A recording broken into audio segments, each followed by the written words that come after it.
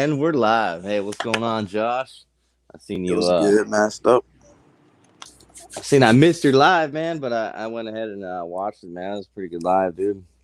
Appreciate it, man. They said I violated child safety rules on YouTube. You violated what? Yeah, they said I violated child safety rules because I had Josh the Pels fan Jr. on. Really? Yeah, man. Like they sent me an email and something. I got it resolved though. I got appealed, but I can't live stream for like a day or two. Oh shit! So do you go through a StreamYard or just straight through YouTube when you go live? I go through StreamYard. Stream. Oh, so they're banned you from that shit. Oh, no. It's only YouTube. Oh, it's on the YouTube. So YouTube's just basically like shutting you down for like 24 hours. Yep. Well, that's good to know. Cause so what? They just like did that because he was on your show. Yeah, bro. It's crazy. Wow, dude. I mean, little kids can't become football fans. Man. So I mean, to me, I think it's great. Like us older guys. Being over 30. People are 20s. I mean, you got OG Jerry out there. You got a lot of these Saints fans, and they bring these kids up in their lives, and uh, like Purple Marcus Yep. and that other Josh kid, like.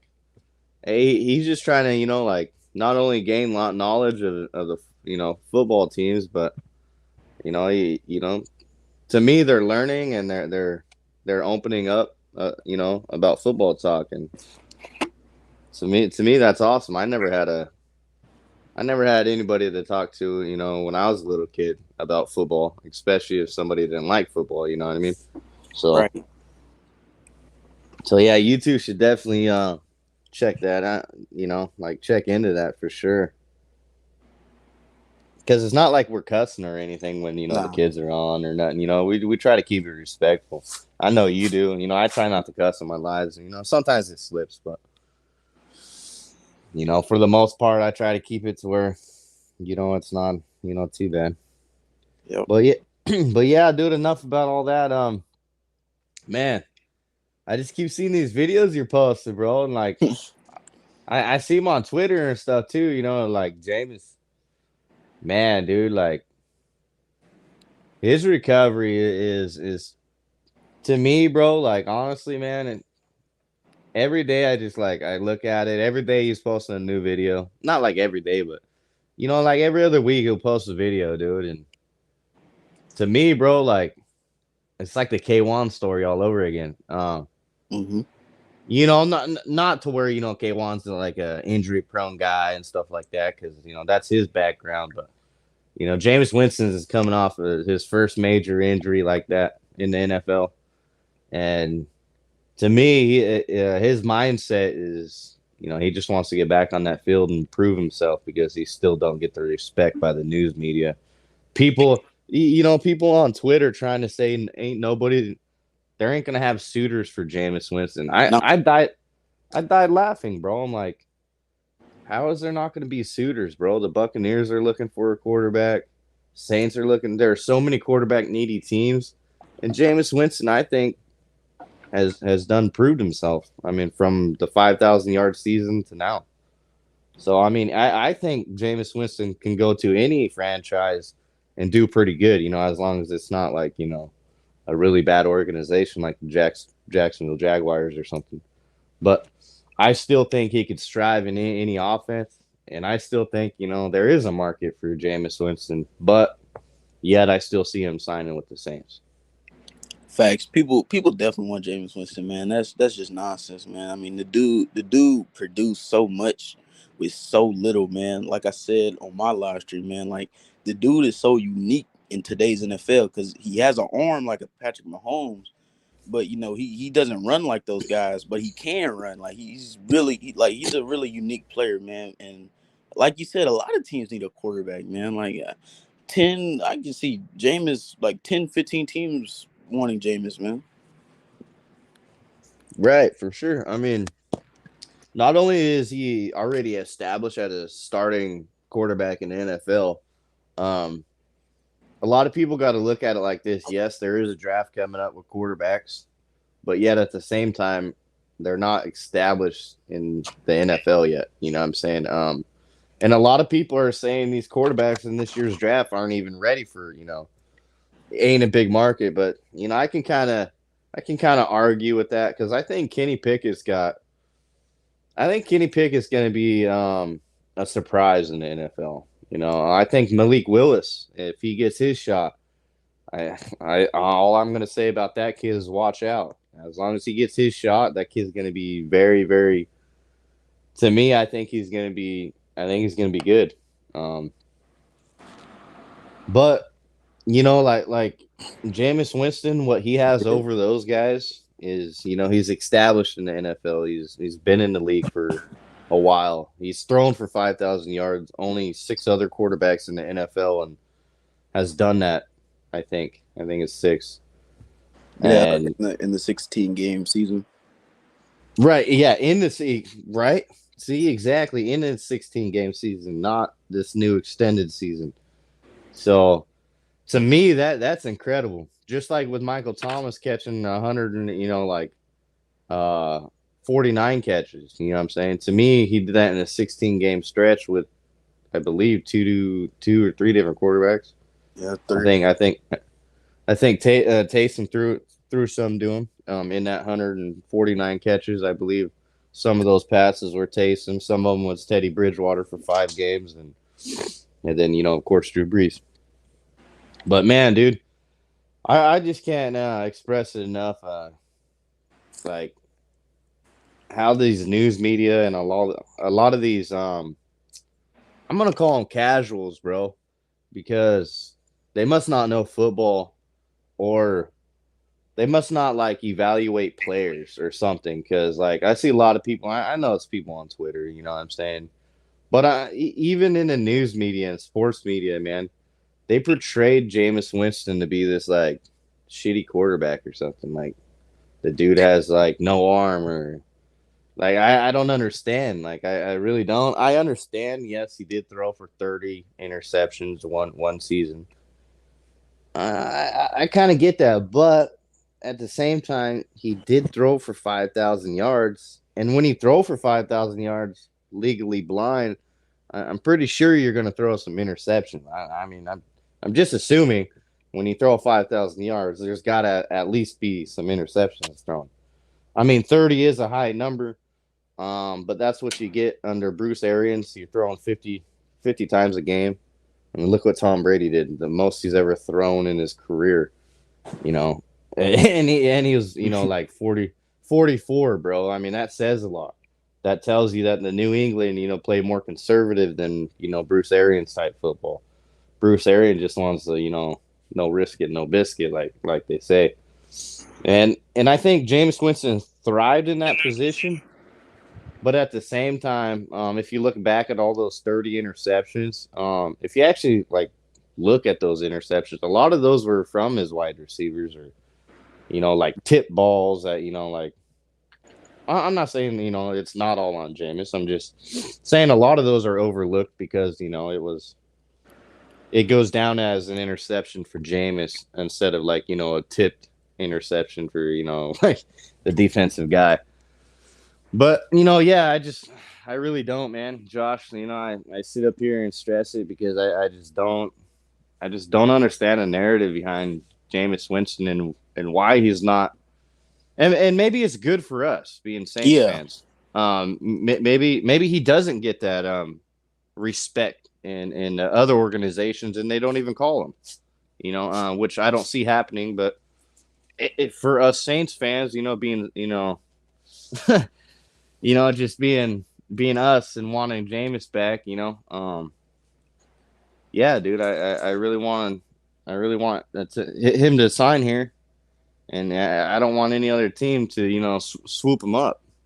So I mean, if the news media can sit there and run their mouth about Jameis Winston and give him that narrative, it kind of puts his signing down. I guess I don't know.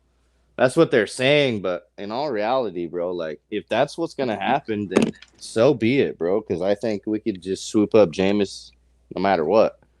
I mean, I think Jameis wants to be here, bro. Like honestly, dude, every video you see is what kind of shirts he wearing. You know what I mean? Saints. Exactly, bro. And it's like I think he's trying to say something. You know what I mean? Because when K1 was doing it, he was doing the same shit. He's wearing like black and gold cleats. You know, when he was out there, grinding black and gold. And then of course he fucking signed. I really think with Jameis's mindset coming into this year, I think it's gonna go. I think he's gonna go all out, dude. I feel like he's gonna come in with a mindset of like, oh, people doubted me. You know what I'm saying? Look what Joe Burrow just did. You know what I'm Mm-hmm. saying? So that's got to give him a lot of motivation. And to us Saints fan, I think is going to benefit us in a big way because you got Michael Thomas in demon mode because he's seen Cooper Cup season.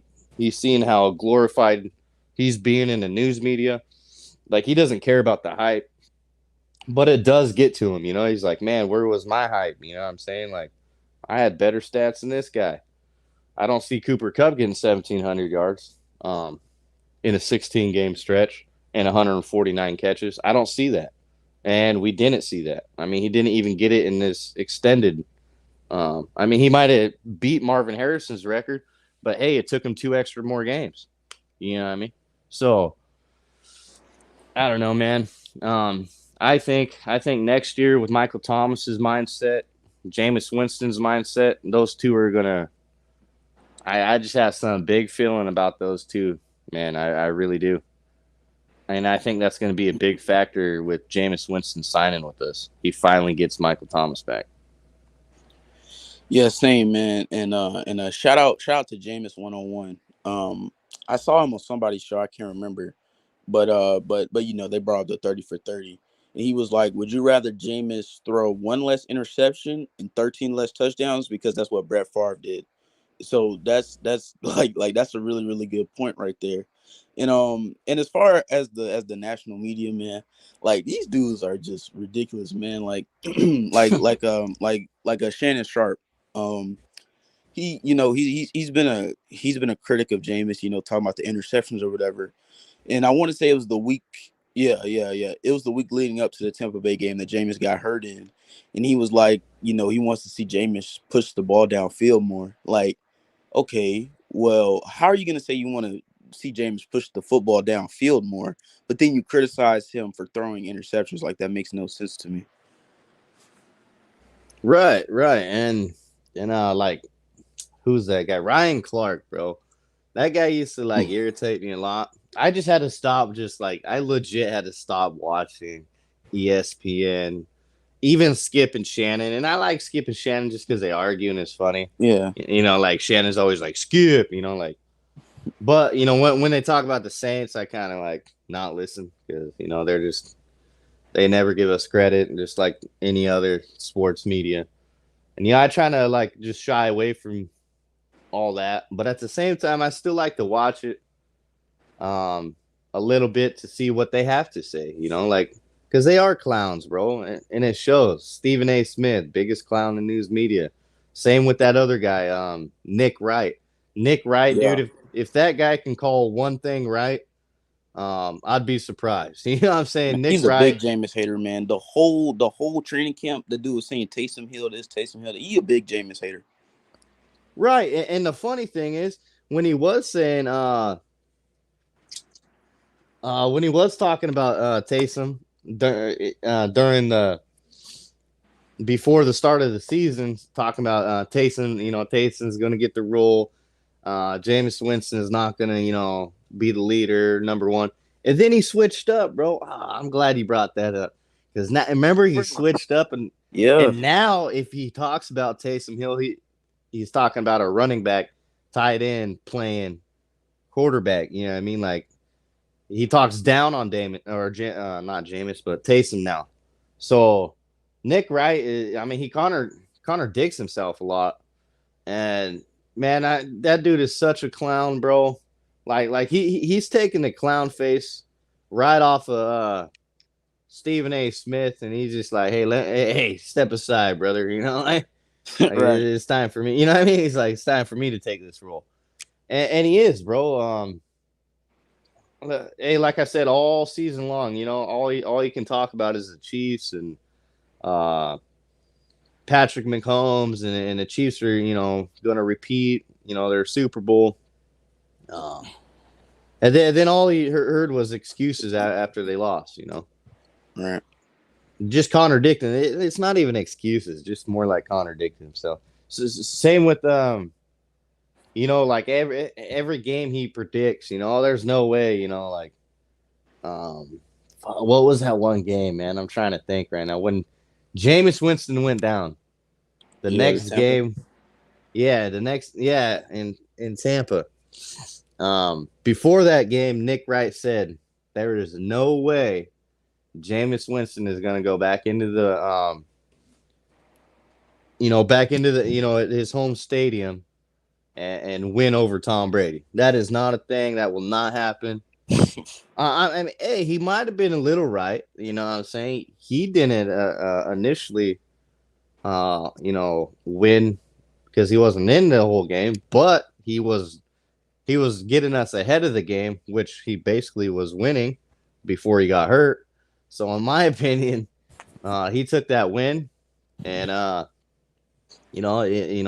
Nick Wright is just eating humble pie, bro. Yeah, And man, yeah. man, All and them man, interviews crazy, man. straight clown, huh? Yeah, bro. Like, like, like I don't even watch them for like entertainment, except for Skip and Shannon. Like they're actually funny, but the rest of them, I just see what they got to say about the Saints because what they say, these people believe. Like a lot of these people, they talk about the Saints cap space. That's why you got all these people saying that the Saints are broke or whatever because these people are saying that. So these people are gonna believe it, man. And that's why I say if you want good Saints coverage, man, you gotta go with people that know the team, like Masked Up, Hoodie, people like that. Like you gotta know people who watch every single down of the team that are actual fans, man. Because these media dudes, they don't know. Like they don't know Paulson Adebo. Like they don't know Pete Warner. Like they don't know these people. Like just being honest, they don't. So yeah, like um, like they all do it though. It's not just Nick Wright. They all do it. All the ESPN dudes. Right, dude. Hey, that's true. I mean, dude, Paulson Debo's getting like no credit, bro. Yeah. You know what I mean? Like you see nothing. I mean, Pete Warner does get a little bit of credit for he's like one of the highest grade rookies on like I think Pro Football Focus rankings. Yeah, He's I ranked saw up. that. He was ranked like what's that? I saw that too. Second best linebacker in run defense. Right, and to me that speaks volumes. Um, and I think they should have graded Paulson Debo at a higher. I mean, you had all these big names last year, and one big name I wanted, which I'm kind of glad that maybe we didn't, get him because we landed Paulson Debo. Was J.C. Horn. Mm. Of course, because his dad's roots was here. So that's why I really like the kid. I'm sad he got an injury. I think he'll still be a pretty dominant guy when he does come back. But it goes to show you, Paulson Adebo, man, the credit this kid does not get, and I've been giving this kid credit since we drafted him. And a lot of people gave me crap about it because they were like, "There's no way we're gonna start this rookie over Patrick Robinson." Patrick Robertson ends up retiring, and then we had King Crawley, and I seen how that played out, man. As much as King Crawley had a you know, uh, pretty strong conversation about being the starter. He initially got hurt, and Paulson Debo took the reins, dude. And to me, bro, when Janoris Jenkins left, I was like, man, not Jackrabbit. You know what I mean? That was just becoming a duo. Nothing against Jackrabbit and his skill set or nothing, but I just feel with the addition of Paulson Debo and the way that kid has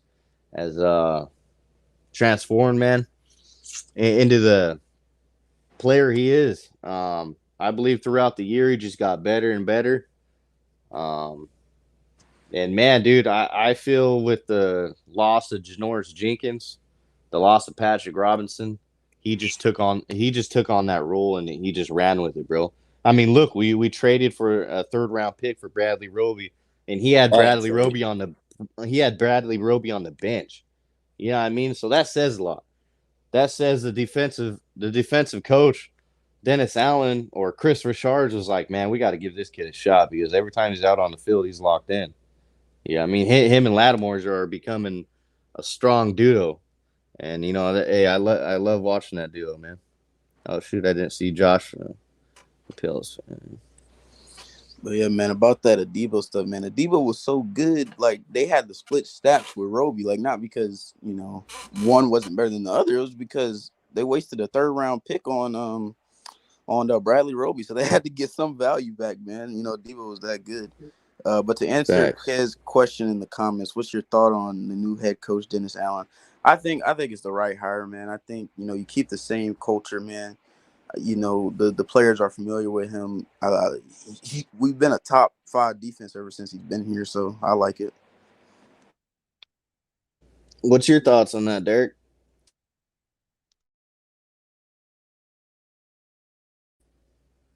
Maybe he's had mic issues or something. Yeah, he You might there, have bud? my issue. Yeah, I'm here. I'm here. I'm here. All right, what's your thoughts on the head coach? Well, I think they need to make up their mind of what they're going to do when it comes to keeping the culture and keeping everything basically the same when Sean Payton was here, or going out and changing up everything. It's like, they're on, they're saying one thing and they're doing another. If we were going to keep Da, which I love that I thought he should have been the person to get the job anyway. But that if that was the plan, to we're gonna go in house, and you know what I'm saying. A few tweaks is one thing, but it's like I didn't care for them getting rid of the wide receiver coach CJ. Coach CJ really didn't have anything to work with this season. So the fact that they got rid of him, I felt like give him an opportunity to mess up when it comes to not have give him some talent. And if he got the talent in the wide receiver room, and he doesn't produce anything, then yeah, get rid of him. But I feel like any coach that had talent and didn't produce, yeah, they're I don't have a problem with them getting rid of them. You know, and as I heard y'all talking earlier about Adebo, man, that is a product of how good Chris Richard is as a D back coach, and I think he should have gotten. They haven't filled it yet, but I think he should be our next defensive coordinator. That's just my opinion. Yeah, I agree with that, man. Yeah, me I too. think uh, I think Chris Richards have took that defensive back group and just turned them into absolute animals, dude. He's made Lattimore, if you remember right, the year before he came in, Lattimore was kind of at like I wouldn't say so much as a slump, but he didn't have quite a stellar year. Chris Richard comes in. I mean, you said it right there, Derek. I mean, he got a Debo. He got a Debo looking like his 2019 college season when he was the number one cornerback in the nation, and it shows. Um, so whatever Chris Richard is doing, if Dennis Allen's gonna, you know, bring one of those coaches up, I expect it to be Chris Richard. And if it's not him, then I believe it'll be Ryan Nelson because I think Ryan Nelson's been there a little longer than Chris Richard. Um, that But put it So, this way: we have a good problem at defensive coordinator. First of all, we have Da as our head coach. Second of all, we have Ryan Nielsen and Chris Richard as backups. I mean, you can't go wrong. There's no way to facts. go wrong with that situation.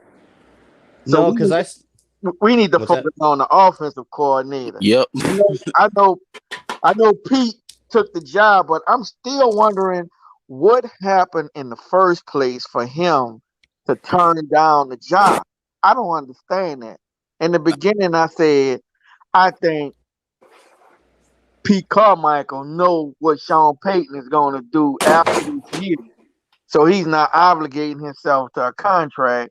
And wherever Sean Payton ends up after this year, he done already talked to Sean Payton about going with him. So that was my first thought. And then they turned around and said, well, Pete Carmichael decided to take the job as offensive coordinator. I'm still puzzled about I'm glad he took the job, but I'm just puzzled about why he turned it down in the first place. I don't think he wanted that responsibility of being named the OC. I think that's the main reason why he didn't take that job. I mean, maybe you're right about that Sean Payton stuff, but I mean, Sean Payton said, he doesn't want to coach, at least for now. So I'm just assuming that if he does want to coach again, it will be with the New Orleans Saints. But it's just assumptions. I don't know. I don't know. I'm not on board with that. I hope that's the case. I'm with you 100%. If he comes back after next year, I'm praying that he comes back to New Orleans, but I'm not sure, man. I think he has other plans. I think he feel like he done as much as he could with New Orleans, and he want a challenge somewhere else. I hope he end up being a sportscaster and loving it and don't come back to coaching.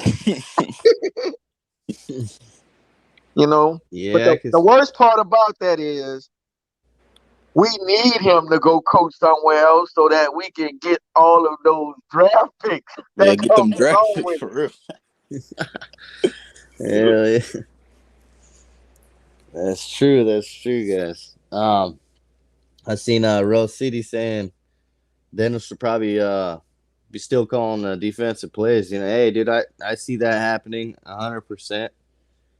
Even if he does bump somebody up to defensive coordinator, I think he'll still be calling those defensive plays. Um, just because I mean, look how dominant our defense was last year. But I still think he'll be in on some offensive plays as well if we're not going to hire anyone else as offensive coordinator and we have Pete Carmichael. I still think Dennis Allen might, throw some of his own plays in there just because he's head coach. Um, but I think the whole moving up defensive coordinator position would just be like an assistant. You know what I mean? They'll get the defensive coordinator role, but I still think Dennis Allen will be calling the shots as well. Right, I definitely agree with that. Like the DC is definitely going to help out, but I mean, Dennis Allen has said, he probably is going to call plays, but he's not too confident on that. He doesn't know yet. But to answer Rose City's question, do the Saints let Roby go and save about 10 mil or re-sign and restructure for less money for depth, man? And that's a good question. Like, I just feel like if the Saints were to restructure an older cornerback, they would have just kept Jackrabbit. But I could see them restructuring Roby because they did invest a third round pick into him. But the smart decision would just be to cut him. But I mean, I don't know. Right. I think Roby's really good for depth. Um, so if we could reconstruct that dude's deal, because and they would have to break it down to him like, hey, dude, I mean, you're not the starter, but you are behind a Debo. You guys do kind of, split some of the rule. If you notice during the end of the season, they were kind of, rotating a little. So I feel, like if he were to take a little pay cut, yeah, I mean, or go test free agent, whatever he wants to do. But I hope he stays for cheap. But like you said, the smart thing would be cut him so we can save for cap money. Um, Maybe we pick up somebody else. Right. I was looking at the free agents for the upcoming season. Man, there's a lot of good players at every position. So this is a good year for the Saints to be able to go out and, get free agents. I really don't think we're gonna keep Olmstead. I hope we keep Williams, but I don't know. Cause the only thing we have is Jenkins, as our other safety. So it won't be smart to not re-sign him. Maybe they try to put PJ Williams in that I position, hmm but I, what do we have with PJ and Jenkins? Aging. I don't know. True. True. Hey, you know what I say to that? I say, if we lose Marcus Williams Oh this man, year to free agency, I know, man. I don't want us to lose Marcus Williams at all. But if he wants to test free agency and go get that bag, we can't blame him. As much as going to hurt, because I know I do not want to see Marcus Williams walk and be on another team balling out like another Trey Hendrickson story. Don't want to Yeah, see that. yeah, or Von. Don't want to see that, bro. But if that does happen, the one dude I would want um in his, to replace Marcus Williams would be Tyrann Mathieu. I mean, he's a free agent this year. Um, yeah. I mean, The bring him only home, problem but I saw that, but the only problem with that is money. his no his history with New Orleans. Tyrann Matthews' history with living in LSU, Baton huh? Rouge, he really don't. He only comes to New Orleans to do his football camp, but he just hate being in New Orleans. It's just bad memories for him. He Oh, don't shoot. have. Yeah, I didn't know that. Yeah, he did a couple of interviews um when Frank Warren got killed, and he was saying that New Orleans just a horrible place, man. I only come here for football camp, and you know, and I don't stay more than 2 days, and I have to switch. When I stay more than 2 days, I have to switch hotel rooms because I don't want people to know I'm here, and that's the only thing that makes me believe we never gonna get Honey Badger to come and play in New Orleans. Right. I would love for him to come here. Yeah, that's true. And I still don't see Dennis Allen now being head coach. I don't see him letting Marcus Williams walk just because he knows his potential. He knows how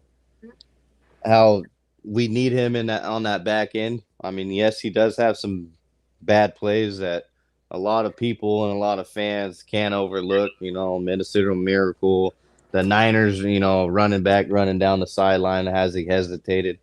But hey, guys, there's going to be a couple of those plays. I mean, let's be honest. Um, Sometimes it happens, but for the most part, I mean, there's not a lot of teams that are throwing big time throws on us. And if they do, they correct it. And I feel Marcus Williams is a ball hawk, and he has been since his rookie season. So yeah, with that being said, I do not see Dennis Allen letting him walk. You know, um, I see Dennis Allen making sure he stays, but and I think Marcus Williams wants to stay. He's got a good defense. I mean, he's got that defense got a brotherhood. We haven't even seen Peyton Turner. So Yeah, I'm I just think excited. I think the whole defense want to come back.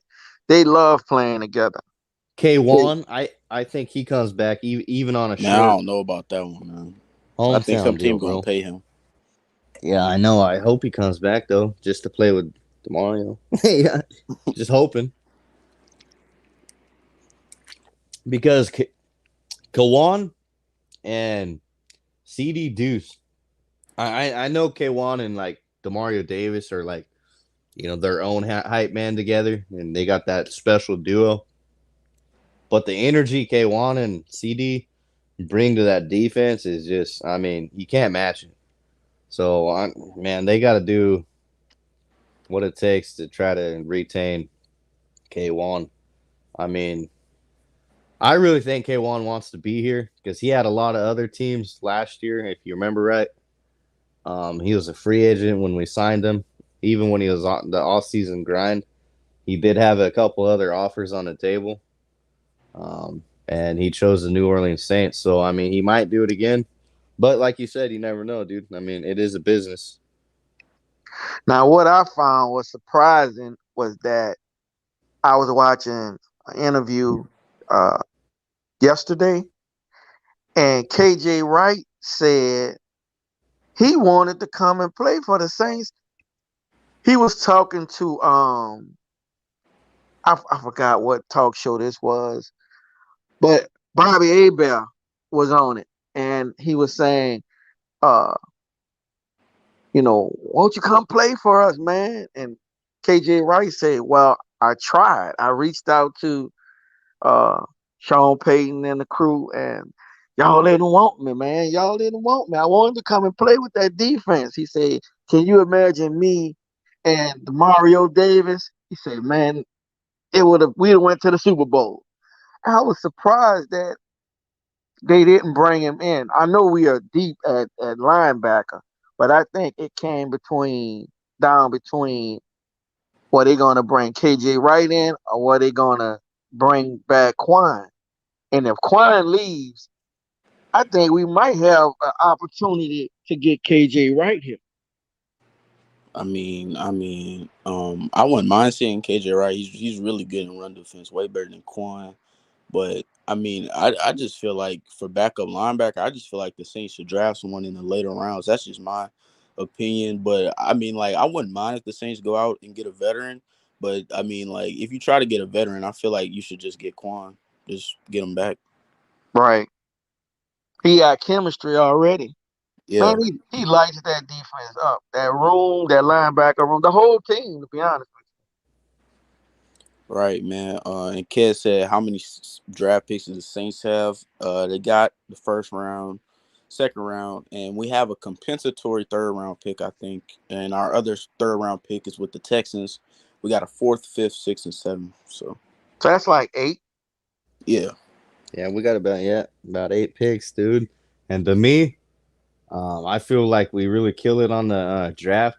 I mean, since almost 2017, um, that we've been really, really dominant on the draft.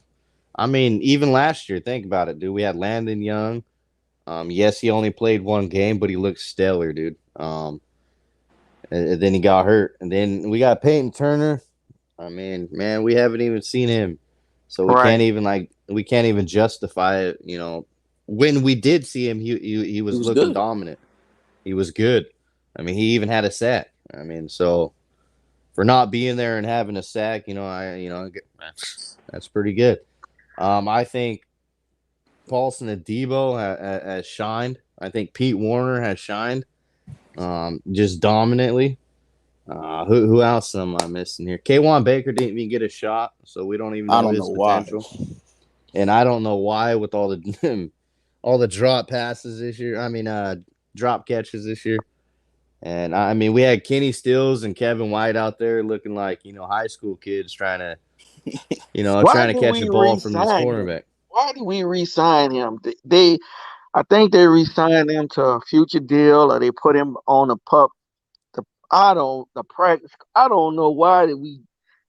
They should have just let this man go about his business. Now they For both on real, 1 year dude. deals.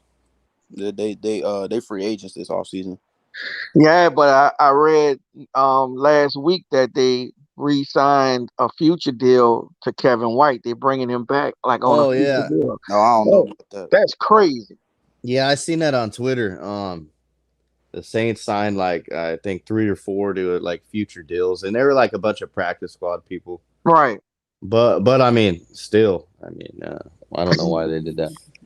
Yeah, I don't know. I would have not signed Probably any of those guys to future deals. I mean, honestly, because to be honest, those are guys we never hear about. I mean, I read all the names, and the only guy that stood out was Kevin White because of his butterfingers, and that was the only Right. reason I remember him. Man, I he mean, would get honestly, open too. That was the crazy thing. He would get open, he just wouldn't catch it. that's what I'm saying. He would get wide. Hey, I can't take nothing from his route running because some of his route running was pretty good, but I mean, his catching ability was just not on the same page. Yeah, I see Rose City just mentioned about Jalen Dalton. I agree, man. That guy is is a beast. And Oh yeah, huh? Yeah, I yeah, I like can't him. wait to see him. I can't wait to see him. I I think he'll probably beat out a lot of people, during minicamp, but he showed a lot of potential. I agree. He's a really good rusher, man. I really hope the Saints resign him, man, because he has a lot of potential to be good, man. Because he's really really strong. He's pretty fast for a DT, man. I really hope they resign him. Yeah, I liked him. Hey, what would you guys say if Hicks came back? Man, I would love it. We shouldn't have never let him go. And you Never, know what? dude. That man, look, he was angry for a long time that we let him go. I don't know if he would even want to come back. Maybe because our defense is so stout right now, he would push it aside and just come and play. But I would love for him to come back. Yeah, Yeah, I me wouldn't too. mind it. Hey, I would too. I see him and I think it's Cam Jordan and Alvin Kamara. They're all hanging out together. Man, hey, I see Cam and Jordan, recruiting a lot of these people. If you could recruit him on a cheap ass deal, man, I our wouldn't mind defensive line would be something. I mean, man, with Hicks alongside David Adimata, alongside Davenport and Cam Jordan. Yeah, I mean, I would feel sorry for the, the opposing, O linemen because they'll get wrecked all game long. We Right. see, well, I mean, we seen what Hicks does. I mean, he does it constantly every year. Um, he's a strong defensive tackle. You know, um, he does swap balls down. He gets sacks. He's always pressuring the quarterback, which causes him to throw interceptions. Um, he stops the run. I mean, that's huge. He stopped the run. As a defense. I mean, it begins with stopping the run. And then they can't set up those long plays. So to me, I think that'd be an amazing signing. But like I said, I think our defense is pretty good. If Jalen Dalton could come back, and strive in that defensive tackle role, I wouldn't mind it. Um, we have neglected that spot for a while now since we let Rankins and Malcolm Brown go. Man, we should have kept one of those guys to be honest. We had no money. Um, but exactly, we had no money and we couldn't. And you see them go elsewhere and still do pretty good. I just hate to see it. I hate to see how some of these players that we get to really like. Of course, it is a business. Money is a situation. Well, Right. so so we can't hate on him for it. But man, dude, I just see all these other players that's played for our team, and it just goes to show you what type of players that come from New Orleans, or how we draft these really really stellar players, and then they go elsewhere. Look at Trey Hendrickson. I mean, he's a prime example, bro. Yeah. Like that guy when he left in free agency, a lot of people were saying his success was because of Marcus Davenport setting it up. Um, and then it goes to show you he went to the Bengals and did it himself as a starter. So yeah, Fact. man. Yeah, I really hope we get. I really hope the big key people I want to keep. I know it's a long shot. I really want us to keep Kwan. Hey, no, and Marcus Williams, and I really, really want us to re-sign Jameis Winston. Those are the three guys I really want on our team, guaranteed come next year. You know what I mean? Marcus So, Williams is a must sign. You so gotta what do keep. we do for our our 18th pick? If we bring Jameis back, do we still draft a quarterback for the future? I don't think none of them guys should be drafted in the first round as No, far as quarterbacks is concerned.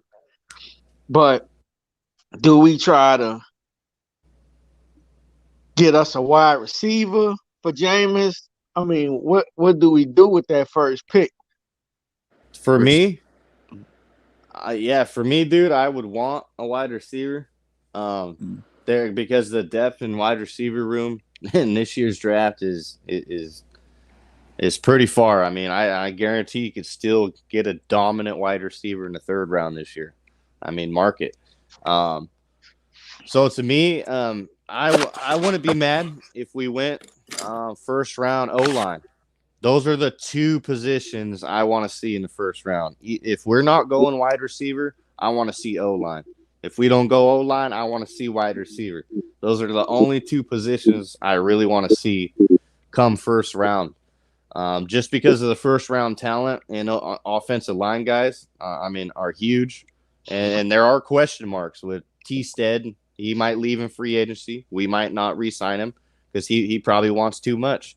And he's in, a lot of people say he's injury prone. And I agree. He's always injured every year. But if we do lose him, it's going to be big too. So with Right. that be right, with that being said, we probably are going to lose T. Stead. So I mean, there are a lot of offensive line needy teams, and if we did pick up a huge O line guy in the first round, like we couldn't be mad because that's only going to help Jameis. I mean, we got Cesar Ruiz looking like a fullback, playing offensive line position. So that needs to change. Um, I know he didn't have that continuity like he normally has with our starters actually helping him. Um, on that O line because a lot of the starters were down. So he was going back and forth with different players. So they didn't have that continuity this year. But with that being said, I still expected more out of Cesar Ruiz being a first round pick. So if we're going to go with a first round offensive lineman, I want him to be a big bodied, big name guy. And don't draft a center. I do not want to No, see that. I do not want no. to see that again. We have our established center in Eric McCoy. Let's just keep him there. He does a dominant in that role. I say get a big guy. Like there's so many O line guys in this year's draft. But for me, I would love to see at pick 18, Chris Oslop, or yeah, I think that's his last name. From Yeah. Ohio State. I think Olivio, he, yeah. yeah, I think him and Michael Thomas posted the other day, or like a week ago or something. They were hanging out. Um, him and Garrett Wilson, so they're all friends, and I think that would be a duo to watch. Whether it's one of those two, I just feel Traylon Burks is going to be gone. I feel a lot of those big name guys are going to be not and gone. I even think Garrett Wilson might be gone by pick 18. Um, that's why I said Chris. Maybe a Drake London. Those two guys I think will be available for sure. I really like George Pickens, but I don't think I would pick him up in the first round. I'd wait for a second round for that guy for sure. Do we take a chance on Jameson Williams, or nobody don't want to touch him because of his injury? He a one trick pony in my opinion. I mean, even without the injury, I don't think you draft him because, like, in my opinion, I think the Saints need an alpha that's just playing wide receiver Facts. too. Like we have too many role players at receiver already. You need someone who could do everything. We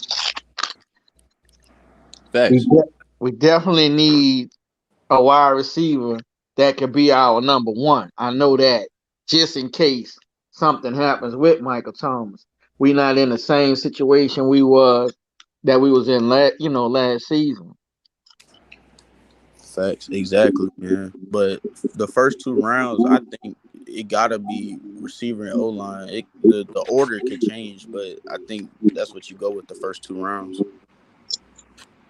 Now, Facts, what do bro. we do about running back now since AK done got in trouble?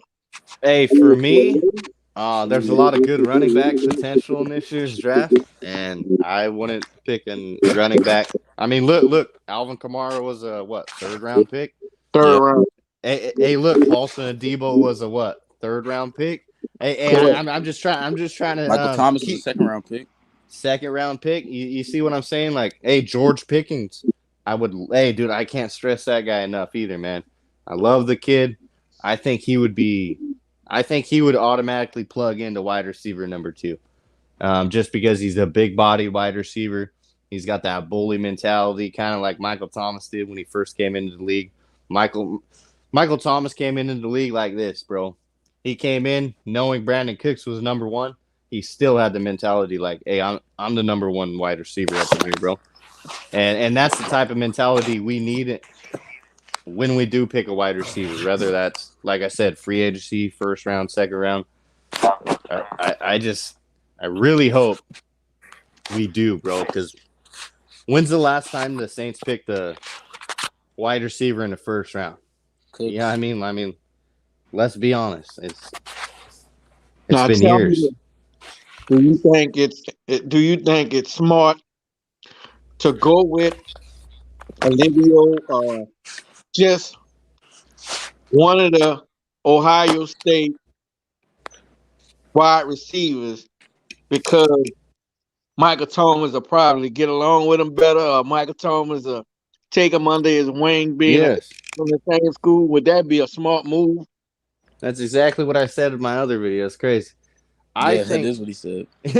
I think personally, I don't know if I'm being, selfish, but I feel, in Michael Thomas's, you know, in his behalf, because if we do get an Ohio State guy, I do believe that's an automatic friendship.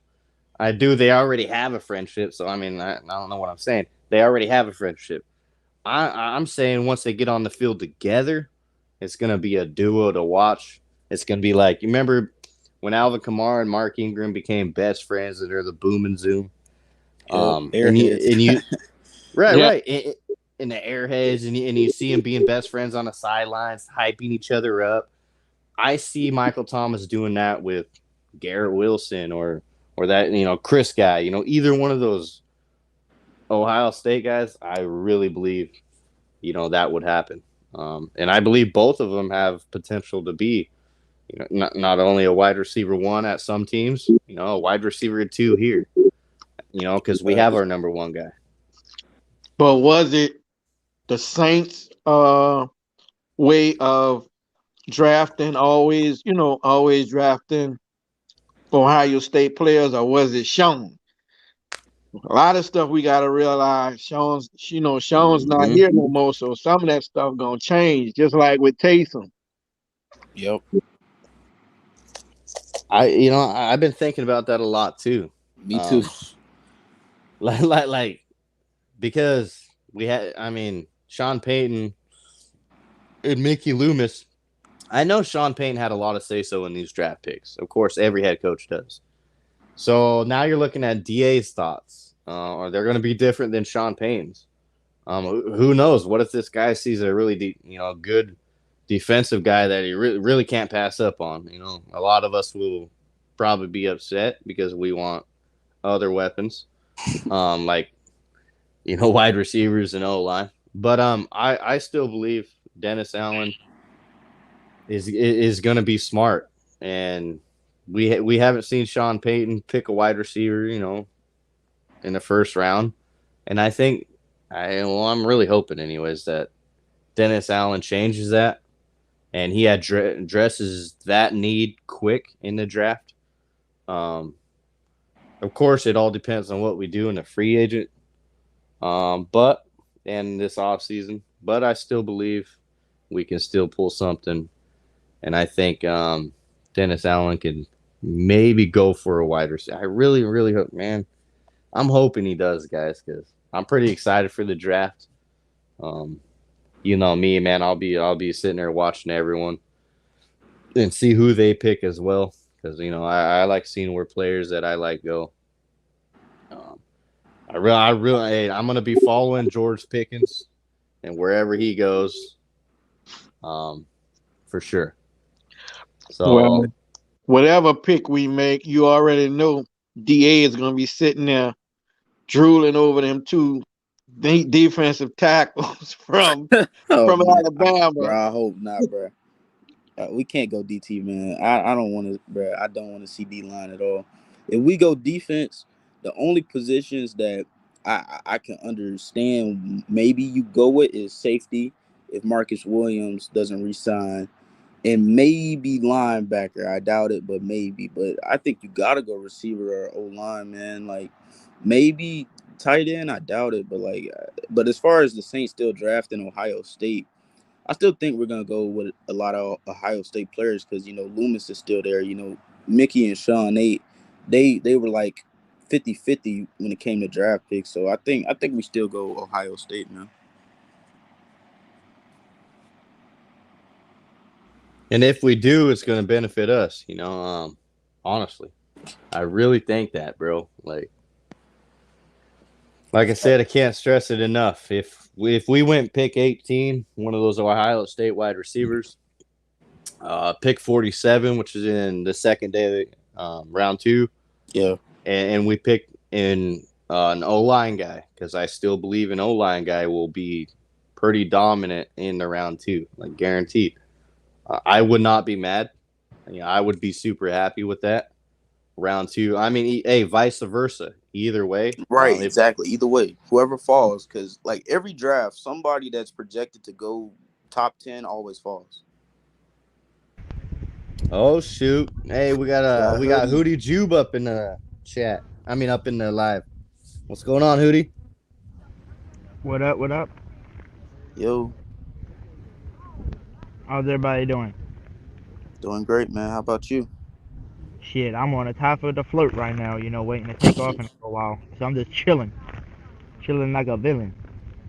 Yeah, Hell honey. yeah, Thank you Hootie. for bringing us Hold to on, the let me turn it parade on. last night. Yeah, Let's see if that I can get my Yeah. camera. Let's see if I can get my camera working. Let's see. There we go. Look, see, I'm just laying on my stuff, Damn. was. just chilling. We're on the top, so I'm on the top float, so it's gonna be fun. When you guys take off for the parade? Oh, that's another 6.5 hours. Damn, you gonna be chilling for 6 hours, bro? Yep, chilling and drinking. Hey, hell yeah. Hootie's gonna be smashed by his life, bro. What's good, But that was Come on, honey, I mean, I forgot how to say my name for a second, everybody. hey Hootie do hey Hootie who do you want us to pick up second round? What position? I say we go back to back wide receivers. Whoa, Damn, whoa. Willis. Oh wow. Hell yeah.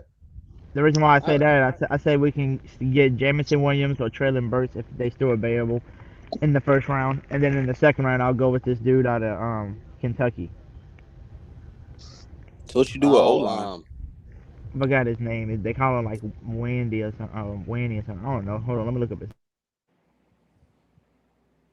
all right, I see you, bro. I see you. Hey, bro, if we did that, that would oh dude.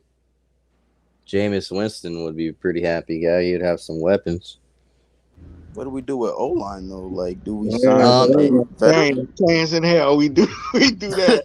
hey, so what about hey, actually, bro, free agency have a lot of um starting O line guys coming out. Man, we should have kept Nick Easton, bro.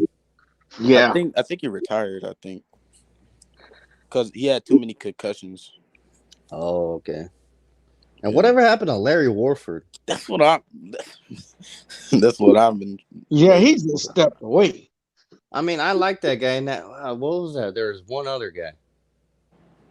Who? I can't think of some backups. I Yeah, I can't think of the dude's name, but I mean, He started for us for a minute. See, like I hope you ain't talking about Clemente or Greenridge, something. man. No. I think he went to the Chargers, bro. Chargers. Yeah, that guy. I can't pronounce his last name. That guy. I think Derek just said it. Man, that guy was pretty decent.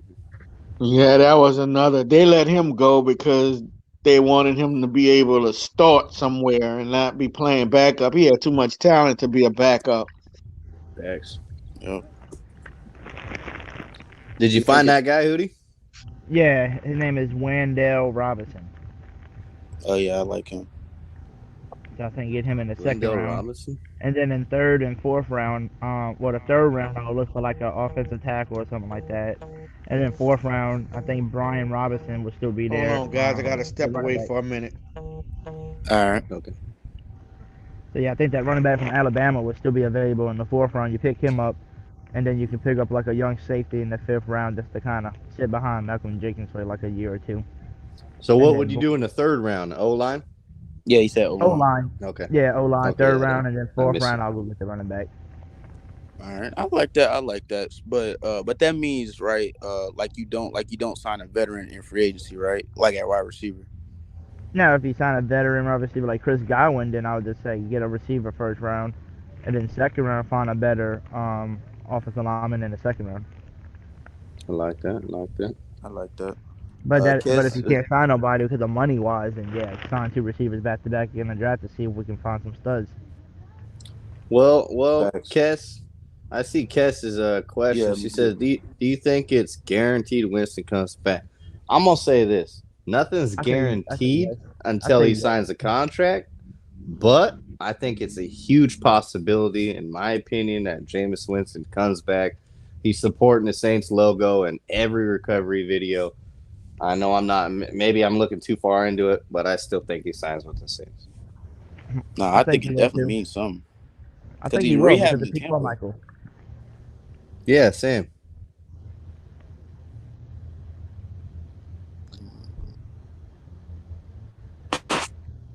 I'm literally just There you talking go. and y'all looking up at the sky. Just talking up at the sky, Hootie. Yeah, I'm on Hell the yeah. top. I'm on the top of the float, just laying down, looking at the sky. So what are you gonna be partying all day?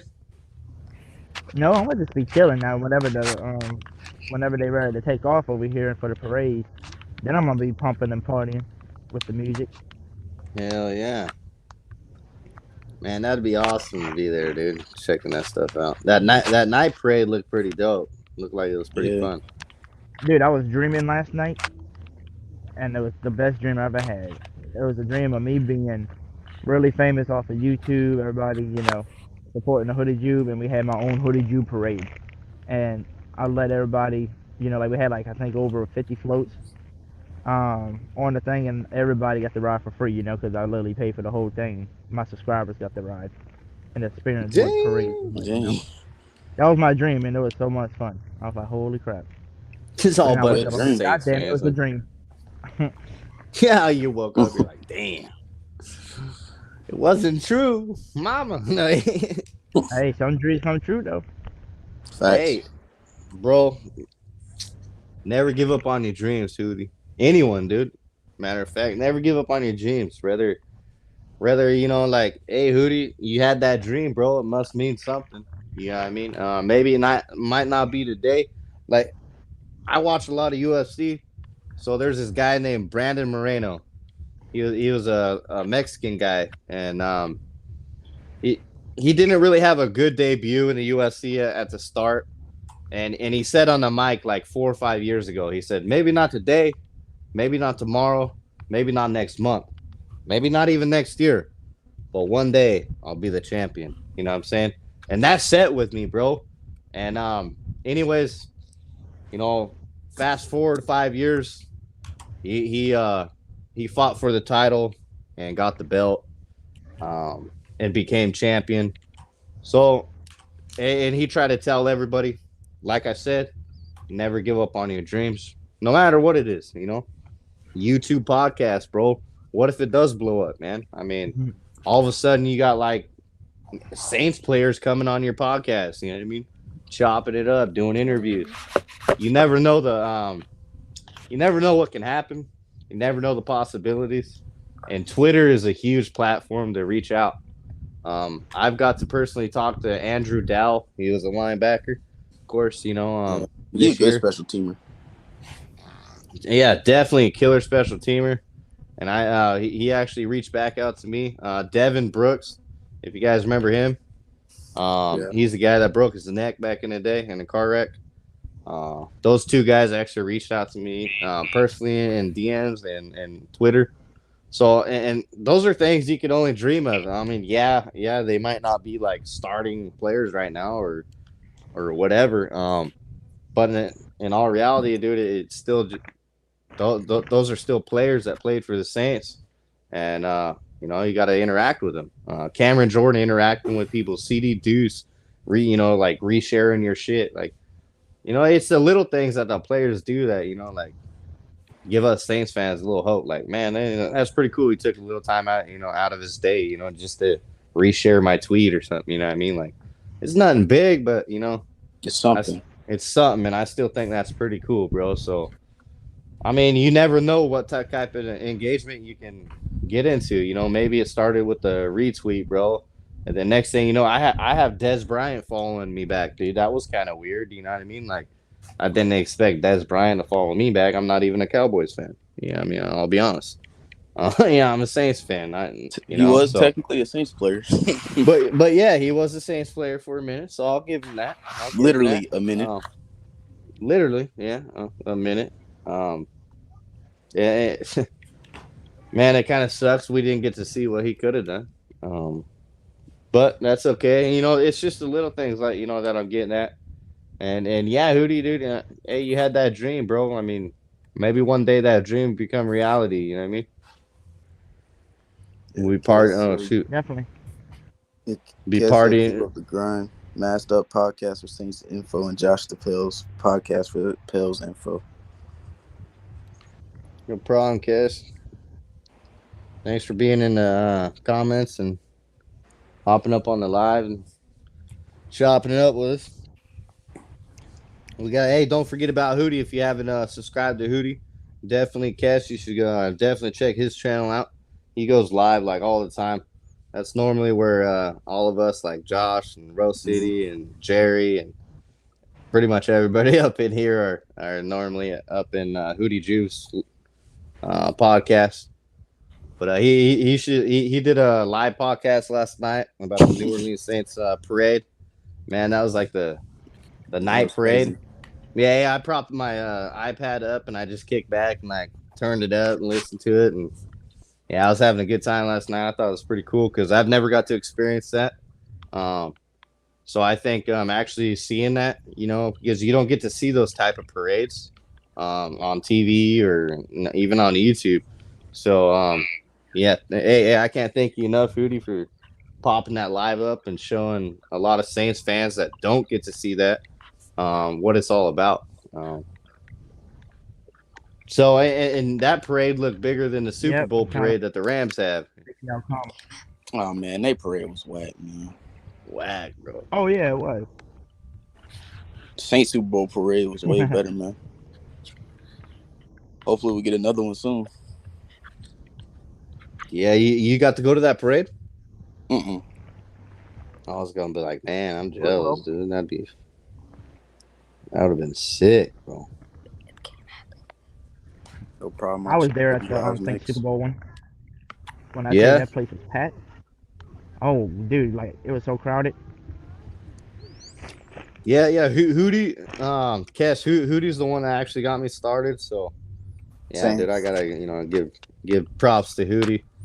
When it's due. So yeah, he definitely has like a bunch of stuff going on. He's got round tables and Hootie Jube. You could take it from here and tell her about your live yourself, bro.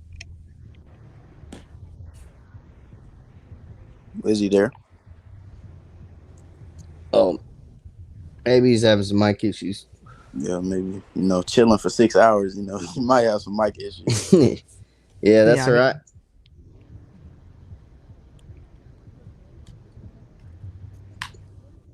But yeah, you definitely got to check him out, Kes, for sure. Can y'all hear me now? Yeah. Oh yeah, we can hear you now. I don't know what the heck happened to my phone just now. I'm not quite sure. At least you're back. You're back. Yep. Yeah, I'm gonna have next week. I'm gonna have Rose on my and Aaron. They're both gonna be on my podcast here next week, bro. So You I'm know pretty. who's cooler than those two? Who did you? No, Masked Up Podcast. Oh, Hey, you know my that boy was Aaron good. though. My boy Aaron's my Yeah. boy though. That's the one that started me. Remember? He's the one. He's the reason why I started. Yep. You know, I remember when nobody had a Saints podcast or whatever. It was dry And for then me. it was dry. I think the first one I ran across um was maybe Nas, I think his name was. Yeah, Oh Nas. yeah, man. He went Shout off to out. the army or whatever. Yeah, You know, hey dude, shout outs to him. I hope he's doing good. Stay safe, man. You know, I hope he's out there grinding. I think he's in boot camp right now as we speak. yeah. He coming back But soon. he should be coming back soon. It was the first time I seen the Saints podcaster. I liked him, and then I think I seen where did I think it was maybe TJ or someone before TJ. I think it was Ross Big Q. Jackson or Big Q. Yeah, that's Yeah. who it was.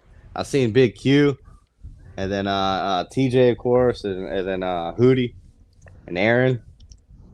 Man, dude, like all of a sudden, dude, like my YouTube went from like no Saints content to like just 6 different like channels of like pretty much all the same Saints fans up in it, and mostly I gained a lot of people that I know, like Hootie and all them, basically from watching the New Orleans Saints like interviews with the players and stuff. You know, all the Saints fans would be posting comments on there. Then people started, you know, posting, "Hey, I got my own podcast. Come check my channel out." And then it started going from there. And you know, now you see everybody starting to blow up. You know, I see Hootie over there blowing up daily. Yeah, I mean, every time he goes live, he's blowing up, dude. He's doing giveaways. You know, taking people to, you know, like the stadium to go watch Saints games. Man, if I lived closer, Hootie, I would have definitely been, you know, like took you up on that offer for sure. Hell yeah. I would have definitely went. I mean, man, dude, to actually go to a, I've never been to a NFL game. You know what I'm saying? So let alone a Saints game at home would be something I need to experience before, you know, my ass croaks, bro, for sure. Man, the dome goes stupid, man. Like I wasn't there for the Halloween game, but like I can only imagine the costumes, man, because you know, hella people have costumes even when it's not Halloween, man. Y'all want to know what the most costumes were worn in that at that game? Well, A lot of blind refs. Facts. People was dressed up like refs with the glasses on, acting like they were blind. I'm like, yep, I knew y'all was gonna wear that. That shit's funny, bro. it's true. Well, Too, I mean, it's true. I mean, what do you expect? And I keep seeing this Roger Goodell might get an extension. Man, yeah, I hope not, man. man, I hope that fool retires, bro. They already have his replacement. They already said the name of his replacement. I can't remember the guy's name offhand. I seen it on the article. So if he does not want the extension and he does the retirement, because he's still going to get paid no matter what. I mean, he's rich, so there's no reason. And I think if Roger Goodell were to leave, you know, I think this league would be a lot better. I think we would get a whole new rehaul of NFL refs, and it'd start there because a lot of these refereeing crews suck, man. Especially, you know, I'm just gonna throw it out there. If you see the Rams in the playoffs, you might as well just say the Rams are going to win that game due to, you know, the refs helping them out. Not saying that's why they win. I'm just you see how many penalties they got throughout the playoffs. You know what I mean? And it wasn't. I think what the Niners game they had 0.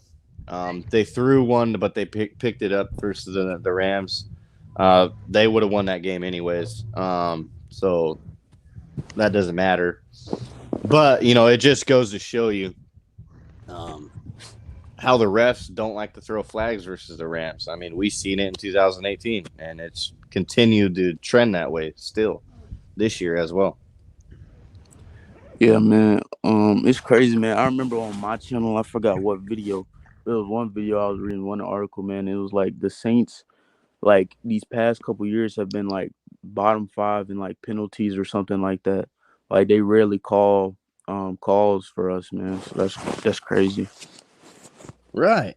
And it's like, and it shows, bro. Like, I just hate to see it because like the football's pretty much decided by how the refs want to play the game. Yeah, I mean, let's Facts. be honest.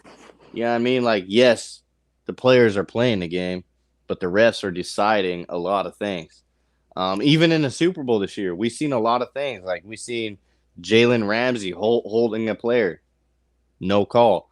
And we've seen the Bengals player. As much as people hated it, he threw the guy by the face mask. Cool, whatever.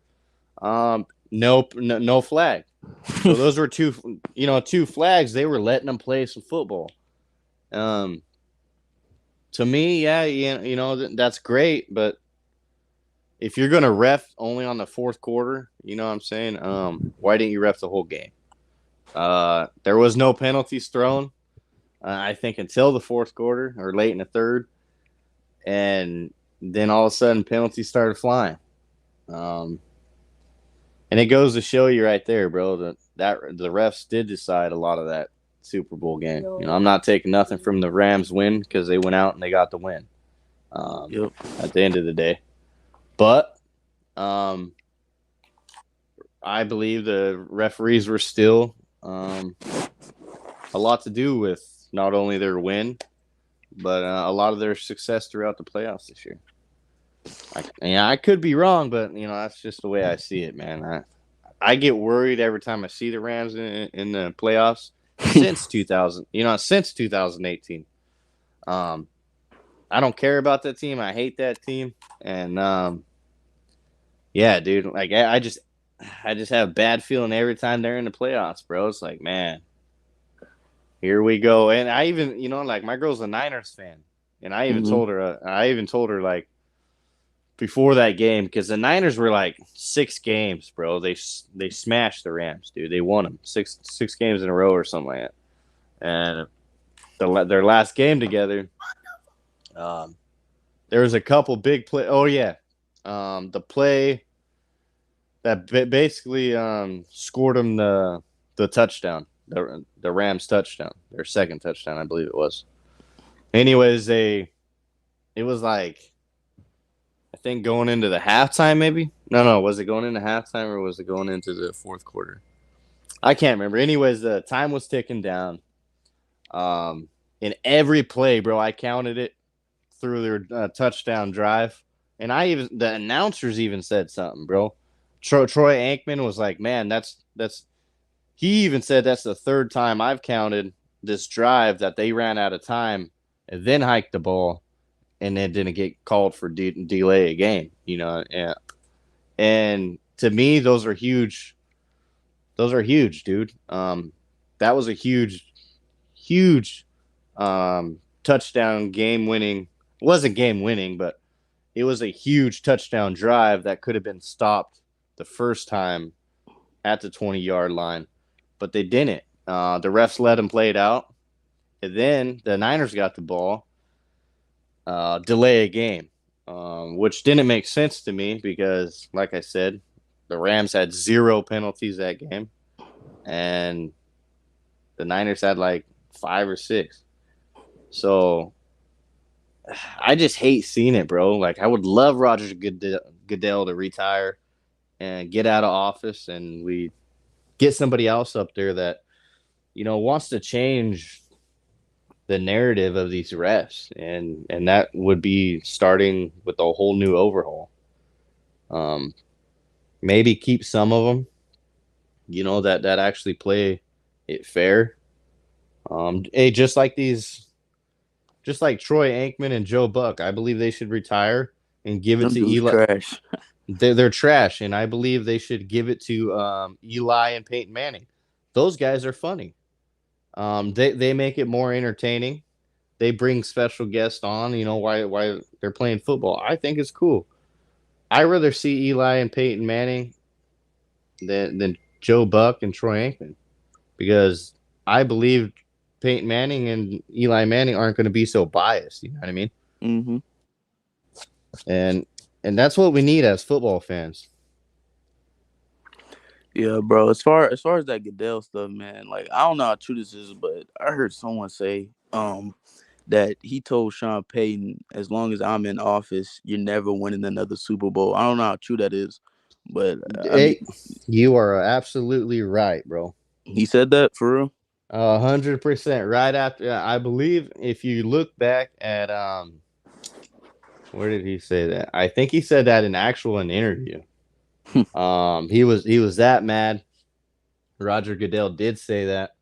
He said, as long as I'm in office, Sean Payne and the Saints organization will not see another Super Bowl. Well, Sean Payton is gone now. And I think Sean Payton is doing that on purpose. Because, okay, hey, what happens if next year comes, we sign Jameis, and we get all these weapons, and our team's looking good? Okay, and we go for this playoff push. Then all of a sudden, the refs are on our side because Roger Goodell, in spite's like, oh, because it is, bro. I do kind of feel like some of this is a script almost. I'm not saying it is fully script because it's not. I mean, everybody's out there playing football, and that's not script. But I do feel it is a little bit rigged in ways. Um, and there's a lot of narratives, with that, that they were talking nothing but about the Rams when it hit playoffs, and then the Rams went to Super Bowl. It's just, I mean, weird. So maybe in despite, dude, next thing you know, dude, we win a Super Bowl next year. If Sean Payne were to see that, I think he'd be like, man, I was right. You know what I mean? Because I think Roger, I mean, you never know, dude. But, I don't want to put too much behind it. You know what I mean? Like, conspiracy shit. But I just really want Roger Goodell out of office because he does not like the Saints, bro. Ever since the Bounty Gate.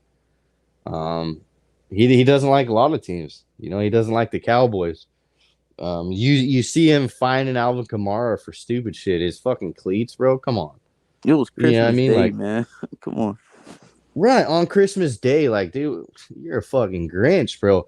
Dude, he even so much suspended Dak Press or not suspended, but fined Dak Prescott and that Elliott guy, the running back, for wearing long sleeve shirts underneath their jerseys.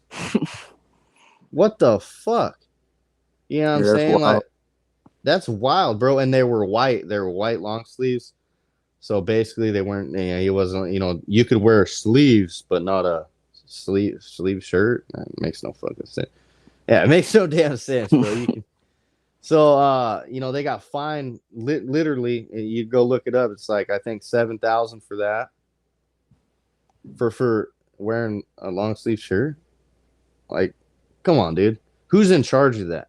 Who's in charge of finding these people for these dumbass things, man? Like cleats that are, I mean, Alvin Kamara, those, okay, what I don't get about that whole situation, bro, and I get mad every time because it's like, bro, you find this fool, I think it was a lot of money. I think it's like, what, like, I can't remember the exact amount. But then after that happens, you know what I'm saying? You want his cleats for the Hall of Fame? Yeah, I saw that. That's crazy, man. What? Hey, you might as well. Hey, you might as well be like, oh, hey, actually, we're gonna take that fine and we're gonna turn it into a paycheck for your cleats. You know what I'm saying? Like, come on, bro. Like, I don't understand. Yeah, that makes no sense. You're gonna find him and then ask him for his cleats to put in the Hall of Fame. If I was Alvin Kamara, I would have told him to fuck off. I'd be like, nah, fool, like fuck you. These are my cleats, dog. Same. And he's You know done what I mean? stuff like that to the Saints before. Like when they were dancing in that locker room, I think he like took our 6th round pick or 7th round pick, something like that. And I think it was the Raiders or another team were dancing in the locker room with no mask and they didn't get fined. Like, stuff like that. Right. Yeah, I remember that. We got fined for that. And it's like, okay, you're fining us for these petty ass things, bro. And it shows. Yeah, I mean, like, you can't just be like, and that's what I don't understand. Like, I understand, like, NFL is a business, and I understand you should fine players for certain shit. But okay, like, it's such a hit and miss. You had Tom Brady throwing a temper tantrum on the sidelines. You had him running over to our sidelines yelling at our coach. No flag or no flag. There was no taunting. There was no penalty. How was I he mean, not no fined for breaking that tablet, bro? Like, how was he not fined for that? 100% not fine. Okay, but now let me take it back. I believe it was a Raiders player. Maybe I'm wrong. Could have been a Bengals player. I can't remember right offhand. But if you remember this guy, I think he came into the middle of the field after a play, and he stared at the other side of the sidelines, and then he went to his bench after making a play. He didn't run all the way to the other sideline. He just looked at the other sideline, taunting. They fined him $14,000. What? That doesn't even make sense. That don't make sense. That don't make sense. Okay, but you have Tom Brady run all the way across the field just to yell at our coach and break a tablet all in one game, like a little girl. You know, saying crying like, eh. You know what I mean? Like it's like, whoa, dude. Why aren't we finding Tom? And then the narrative around that situation is Tom Brady was so passionate Yeah, that they he was always say that, man. If any other what? quarterback says that they're being a baby, they're whining, they're complaining, like it makes sense. Right, dude. It's man, it so that type of stuff, in the NFL needs to just stop. Like they need to look at that like, oh hey, we're finding this guy for wearing long sleeve, we're finding this guy for cleats, but we're not gonna find this guy because, you know, he's so called the GOAT. In my opinion, he's not. It took him 2 extra years to beat all Drew Brees records.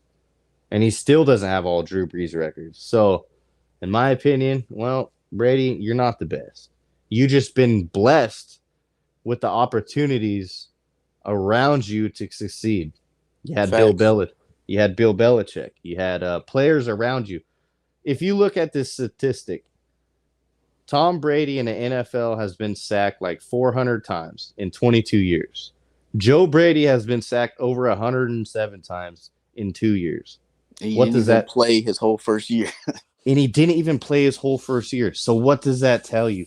That tells you Tom Brady has been behind a dominant O line his whole damn career. You know what I'm saying? Like you see Brady, Breeze been sacked way more than Brady, bro. And he was in the league 2 less years. And, he missed in those 2 less years. Not only that, he missed 5 games 1 year. You know what I'm saying? He missed a couple games. So, man, like the whole Brady is his GOAT narrative. I mean, yeah, you just been blessed with the opportunities around you to succeed. And that's all there is to it. You've had a good defense. Look at Drew Brees. You know what I'm saying? Compared to, and I looked it up, dude, compared to Brady and Brees' record when they went to the Super Bowl, Brady has always had a top 10 defense and like a top 10 offense.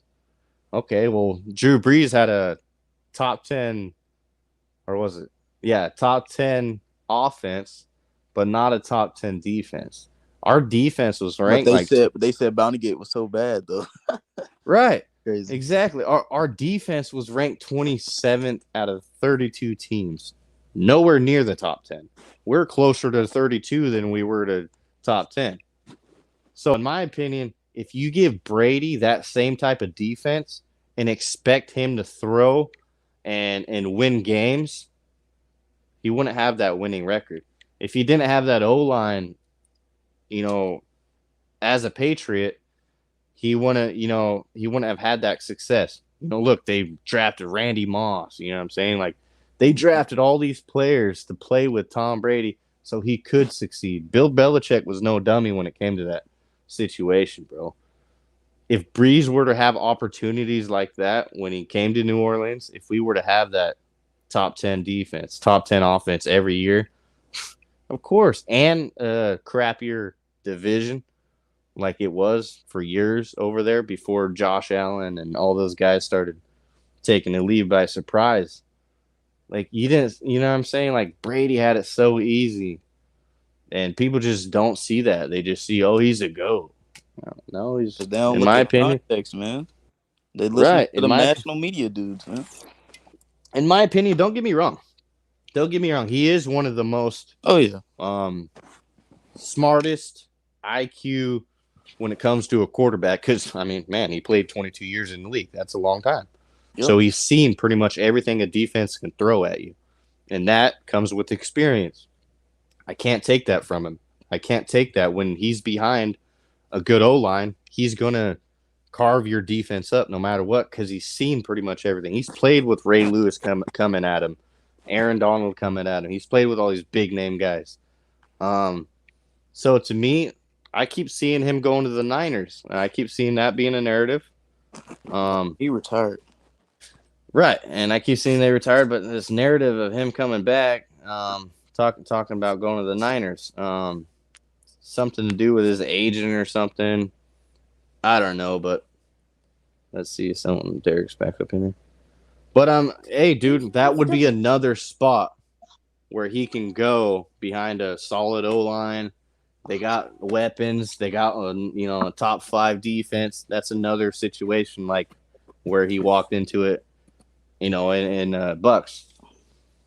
But, like I said, I don't see him coming back. But would you want him to come to New Orleans?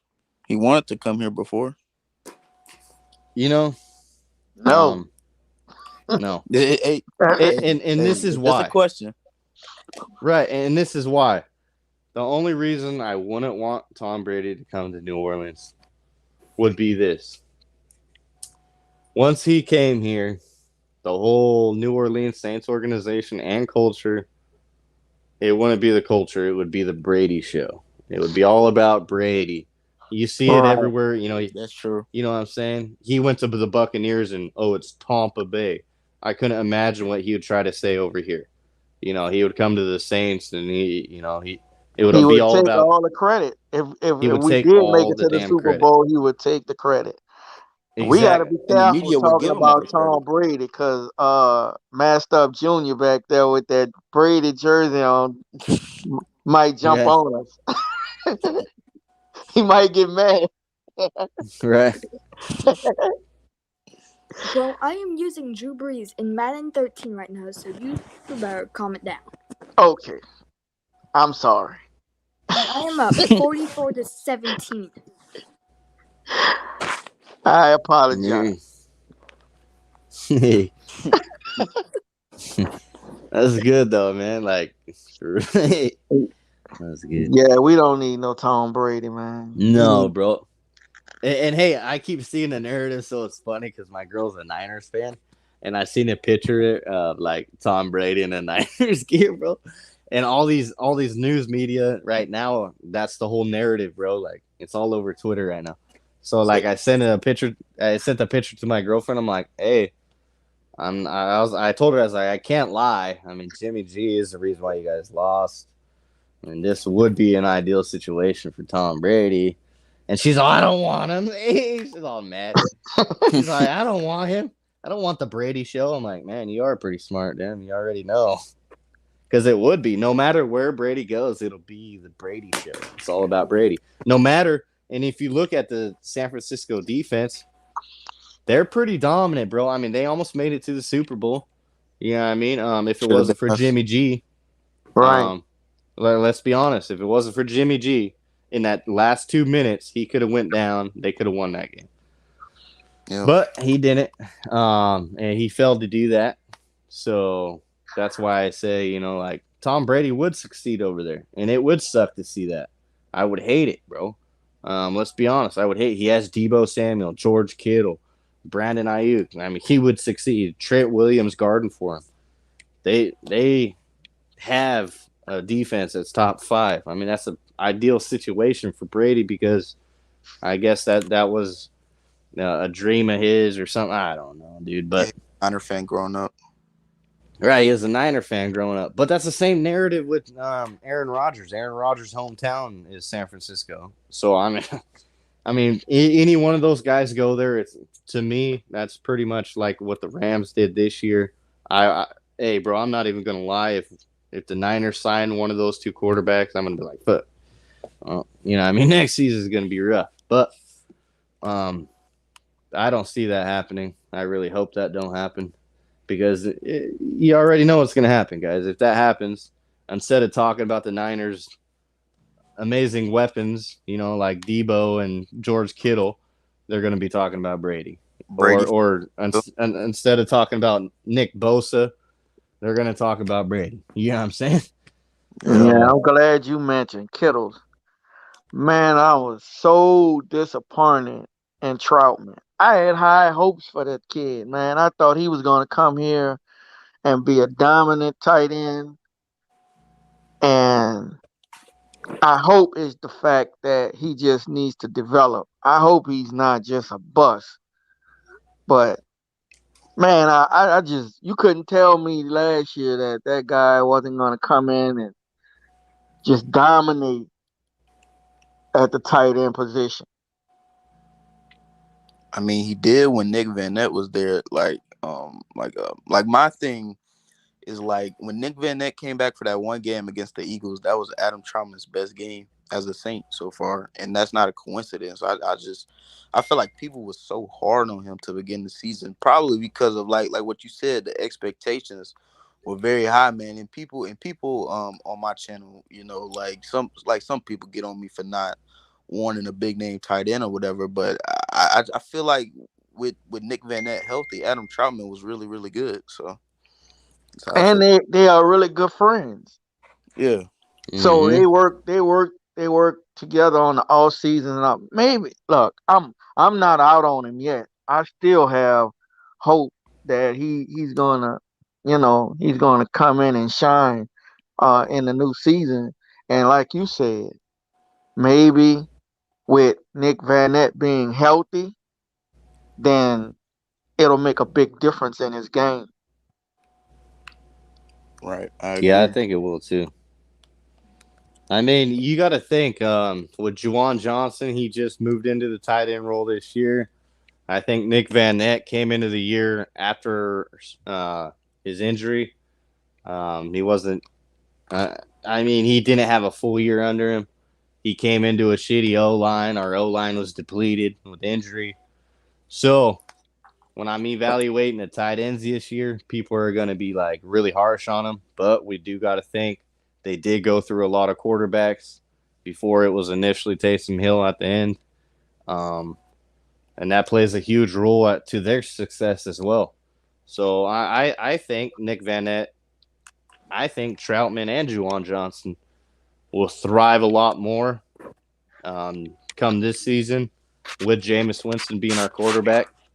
If you guys remember right, the Juwan Johnson and Jameis Winston connection, we were just starting to see it. I think Troutman could still make a name for himself. A little sophomore slump. I still think he did have some good plays. He's a good blocking tight end. Same with Nick Van Nett, killer blocking ability. I still think Troutman can open up the field in the middle. So yeah, dude, I think like Josh was saying, dude, like I wouldn't want us to go out and sign a big name tight end unless it was OJ like an Howard. OJ OJ Howard. Howard. Yeah, If it was he has a history with Jameis, and exactly. I don't think he's gonna be too expensive. Probably not. No. The Bucks gonna So lose a lot of so people. right. So if it was me, I could not hate that free agent signing just for hey, that's another, hey Jameis, we got you here, tight end. You know what I'm saying? Jameis would be super stoked because he loves his tight ends. He had a lot of success as a Buccaneers, throwing to OJ Howard.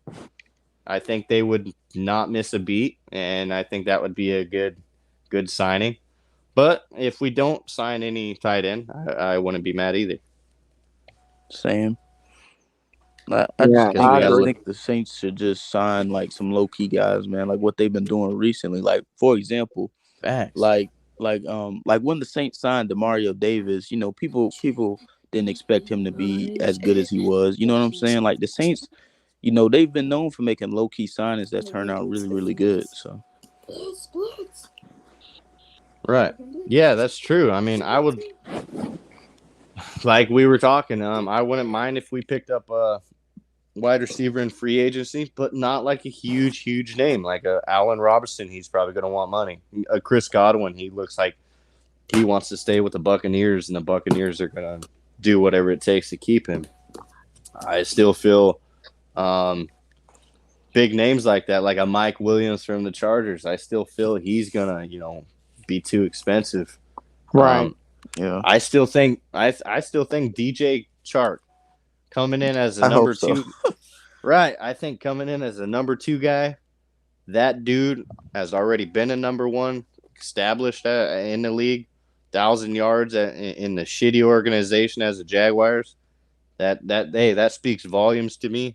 Sign him. The reason I say that was because not only is he a vet, he's already established in the NFL. He's proven.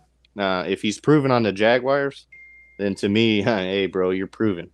And if you're not going to be our number one and you're going to be, our number two guy, you would definitely stride with Jameis Winston and our wide receiver room under Michael Thomas. And if we went first round wide receiver, I wouldn't mind. Second Right. round offensive Same. line. You DJ know what I mean? Chuck would So, be number one.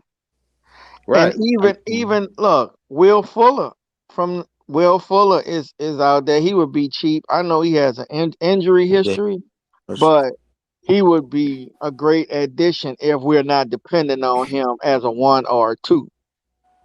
And Right. I saw the other day that Emmanuel Sanders is a free agent again. We may bring him back. Who knows? There's a lot of people out there that we don't have to break the bank for good, quality, serviceable receivers that we don't have to have, like you said, we don't have to have those big name wide receivers. Right. There's even like T.Y. Hilton. He's going to be a free agent. He's a little older. We have Jamison Crowder. Um, yeah, I don't think he would want a lot of money. AB. I'm not. AB. Oh, AB looks like Just he's throwing out a gonna name. sign with the Ravens. But I would love for him to sign with the New Orleans. Just let to me tell clown on. you, this will probably be the only place he can sign with the locker room that we have. They would help him. I don't think he would get out of control with the Saints.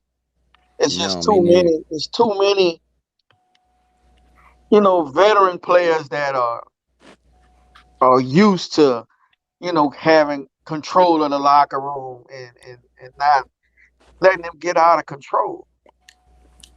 Man, that man's a beast. I don't care what nobody says. Oh shoot! The Steelers hired former Dolphins coach Brian Flores as as senior defensive assistant / linebackers coach. Wow, Yeah, that's good for them. that's good for them. And that's Crap. just That's not good. Well, be prepared for racism next year.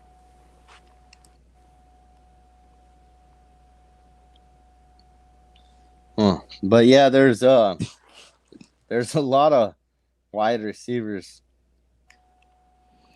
that I see right here on this list, man. Odell. Uh, Odell, yeah. But I think the yeah, I mean, Rams are going to try to re-sign him.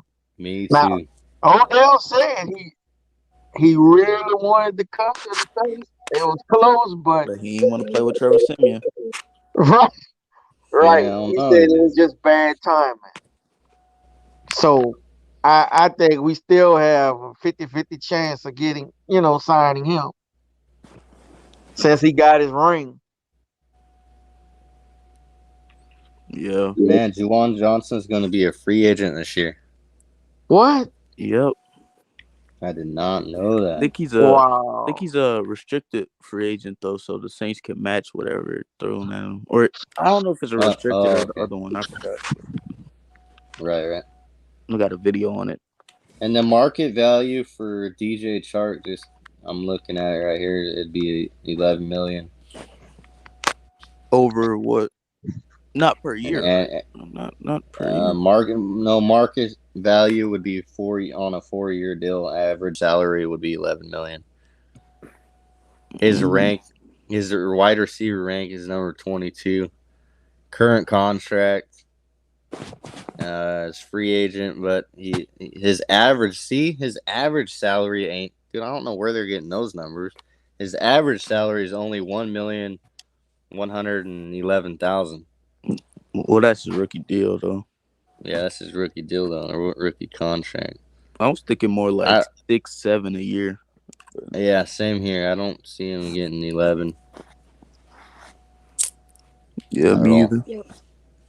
Who we talking about? Marcus Williams? DJ No, Shark. we talking about DJ Shark. DJ yeah, Chalk will probably take a no higher than $8 million contract, and we may be able to slip him in at 6. Maybe able to talk him into 6. Him coming in and playing with this defense, he might think he have a great chance with our defense and only Michael Thomas, almost guarantee him to be a number 2. So he know he'll be getting targets at least, Right, and he'll be coming back home. right? Everyone. Yeah, Give yeah. us the hometown discount. Yeah, for real, man. Uh,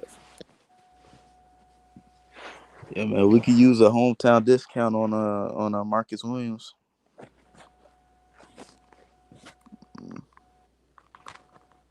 Yeah, yeah. I really hope a lot of these players, you know, do take a little bit of a pay cut, just to, try to sign other players so we can make that Super Bowl run. And I think if a lot of the Saints teammates like Andreas Pete knows, hey, I didn't play last year because I got hurt.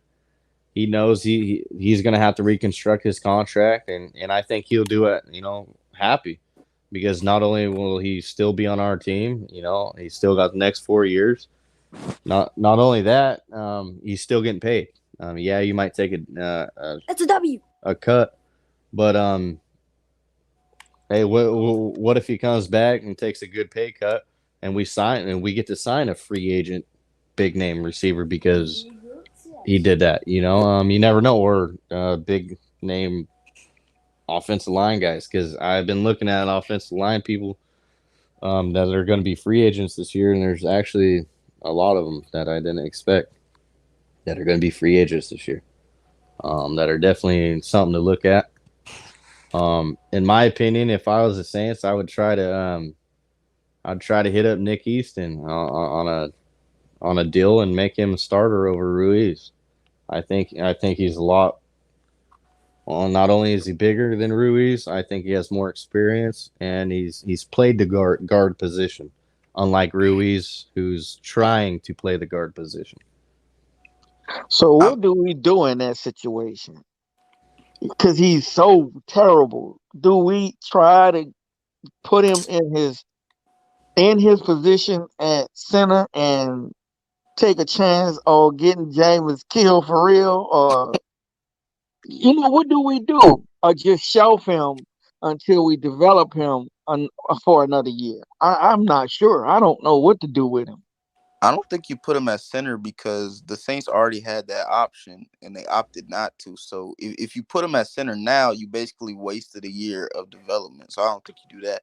I just think the Saints ride it out, man. I mean, the dude ain't that good, but I mean, if you put another starter caliber tackle next to him, maybe not as bad, man. But I mean, if he just gets stronger, man, and just watch more film, man, I think he could be decent. Yeah, I think what that boy needs to do is gain a little more weight, get a lot more stronger this offseason. Um, and definitely work on his upper body strength, and that starts Mm-hmm. with your legs. Um, he definitely needs to focus on his footwork, getting off the line. Blocking is a must with And he's that guy. terrible on stunts, man. He's so bad on stunts. Man, and what I don't understand is sometimes he just don't even pick up his reads, but because by the time he does pick it up, the guy has already gone by him, and he's looking at somebody else's read. The guy next to him is going after him, so he goes, double guards him, and it's like, hey man, you're leaving somebody wide open. And to me, yeah, you were drafted in the first round as a center. I think as much as I love Sean Payton, man, that was one pick I wish he didn't do. And there's a lot more talent than just Cesar Ruiz. I mean, we can't really hate on him too much because he did come in the year before that, after players got hurt, and he did fill that role pretty good. And then he came in this year and he looked like a fullback playing offensive line. So, man, being a first round pick, you need to show up. And if we do give him the opportunity to show up this year, he's got to play his heart out because he's going to lose that starting job. And if we pick up a dominant O-line guy in this year's draft, Cesar Ruiz better be careful, because if we pick up one in free agency and one in draft, or maybe two in draft, you already know what's happening with Cesar Ruiz. He's going to be a depth guy, a depth guy, Yeah. and he's gonna be not a starter anymore. And if somebody goes down, he's gonna fill in that role, and that's gonna be what's gonna happen. Or if we're doing a run play, we're gonna throw him in to as an extra offensive line guy, to block, which it probably ain't the smartest, but you don't want him in there just being the starter. Can we talk about how good Herb Jones is, or is this strictly Saints? Herb Jones? For the Pelicans. Oh, for the Pelicans? Okay. Yeah, I don't watch too much basketball. That's a Josh question, geez. So, Josh, take it away, bro. Yeah, I got you, Chris. Man, Herb is so good, man. I wish he played more in the Rising Stars game last night, but it is what it is, man. But once he figured it out offensively, man, man, we got a problem with Herb, man. Man, hopefully we could get him into the postseason, man, with the rest of them, man. Man, we Yeah. moving in the right direction though. We're Is getting Zion coming back? we're getting CJ. I hope so. Hope so, but every time we get a report, it's negative. Yeah. People are talking about he just don't want to be here. Man, you cannot fake, having another surgery, and that, you know, our fans have to stop with that. Yeah, they be doing too much. Listening to all of these old crackpot sportscasters that, number one, was mad that we won the lottery and got Zion in the first place, and been trying to get Zion away from New Orleans ever since he got here. Since day one. Right? Yeah, so They're just trying that, bro. So bad. but Zion's fans, staying. we need to just focus on sending positive energies and Mm-hmm. just waiting it out. Yeah. Because when he get back, man, Watch out. we going straight to the top. Facts to that, Hey, man. hey, Herb I was a believe great that, pick. bro. Because hey, Zion, I last year or the year before that, I just started watching basketball again, and I didn't really have a team. And Zion, hey, dude, something about that kid, dude, spoke to me, man. That kid's gonna be something special. He might be hey guys, if you're a Zion and Pelicans fan and you're getting a little upset about Zion not coming back, hey, just remember the situation we're having with Michael Thomas, and just watch come next year the comeback season. So hey, just because he has a little setback now, let him heal up, man. Let him get fixed. He's a big guy, you know. Hey, it starts with your foundation, which is your feet and your legs, man. So if he gets that taken care of, let him heal up to where he's 100%. We want Zion back on that court at 100%. We don't want him at 70%. We don't want him at 80. We want him at 100 because we want him at his best when he comes back to shut up this narrative, that these people try to bring up. Because Zion wants to be here. You see how he embraced New Orleans. You see Drew Brees gave him the key to New Orleans. Right, you know what I'm literally. saying? So I see him sticking around. I see him feeling the love here, and he's starting a culture. They're building a team around him. And I believe, hey, guys, whenever he comes back, just like Derek said, just like Josh said, whenever Zion comes back, hey, dude, the ceiling's just nothing but up. You know what I'm saying? The team's doing good without him right now. So just imagine what happens when the most dominant player come back. Facts, man. And Ked said in the comments, when it comes to Zion, he wants to be here. It's the media that wants him in New York. Facts, man. It's For crazy how these real. dudes spin narratives, man. Like these dudes say Zion fat, he a bust. The Pelicans should have drafted Ja. And then 2 minutes later, they're like, you know what? The Pels should trade Zion to the Knicks. What? Come on, man. Like that don't even make sense. Like these people clearly just want him in New York, Like that's all that gotta do with it, man. For real. They just want to play, in I guess a bigger name organization. Yeah, That's bigger all it market. is. Yeah, bigger marketplace. Just now we were talking the other day, dude. Bigger marketplace. That's who they like to talk about. LA Well, Lakers. guess What's that? what? They need more than Zion down there, cause For real. They're they struggling. even Zion not gonna make a difference in their play. They are horrible. Right. Facts. And I just can't wait till Zion comes back because I'm gonna start watching. I got to start watching the games, man. Don't worry, man. I Man, got you the Bi is recaps. doing so good. Hey, how's CJ doing? Great. He been cooking, man. He been cooking ever since he been here. Hell yeah, bro. So that was a good trade or what? Oh yeah, that was good trade. Just wish Garrett Temple wouldn't be playing, man. Oh, Oscar I, Proud. I keep. Hey, you're not the only person I've seen say that. So with that being said, like I said, I have been watching some games. So this guy must be out there just throwing Yeah, he no trash. ducats. Yeah, he just sounds like he's trash and should get some bench time. Yeah, Man, right about that. that's horrible. But yeah, and like you said, dude, I noticed when the New Orleans Pelicans got the number one pick and they picked Zion Williamson from the get. They were talking about how that was a Won't bad be move for here. them. That was a bad place for him. A bad team for him to go. In all reality, the Pelicans are starting to be low key dark horses, man, and not a lot of people are seeing it. But you get Zion back, and that team at full capacity there, dude, and they're all healthy. Watch out. You know what I'm saying? You see what the Lakers do. They sign all these big name people. Hey, let's Do nothing. sign. Right. Yeah. Hey, let's sign AD. Let's sign what's his name? LeBron. Westbrook. Yeah, Let's sign Westbrook. Westbrook. Let's sign all these three guys that want to be number ones, and let's try to make it work. Well, you see the success go downhill this year. Um, and to be honest, sucks to be them.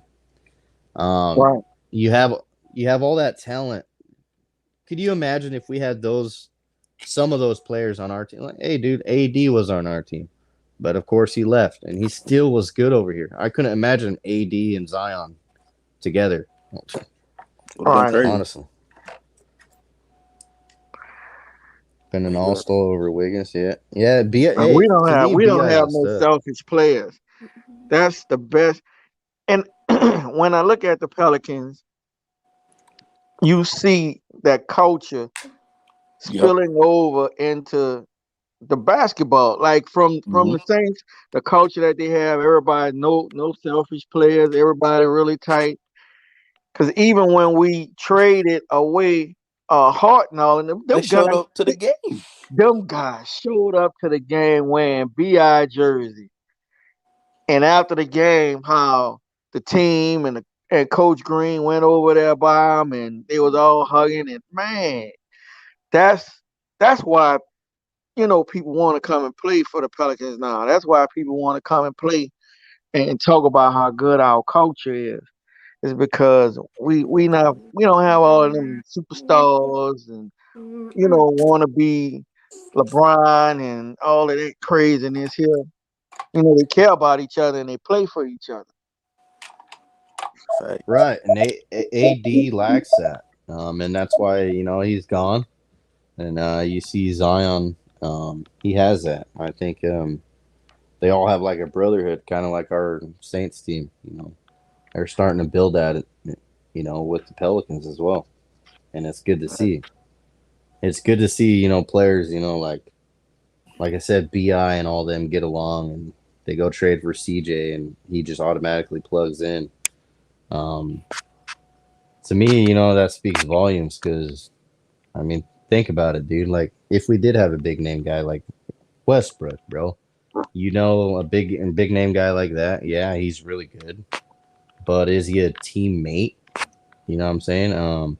Same with LeBron and AD. Were are all those guys like embrace their whole team, or do they just like pick favorites?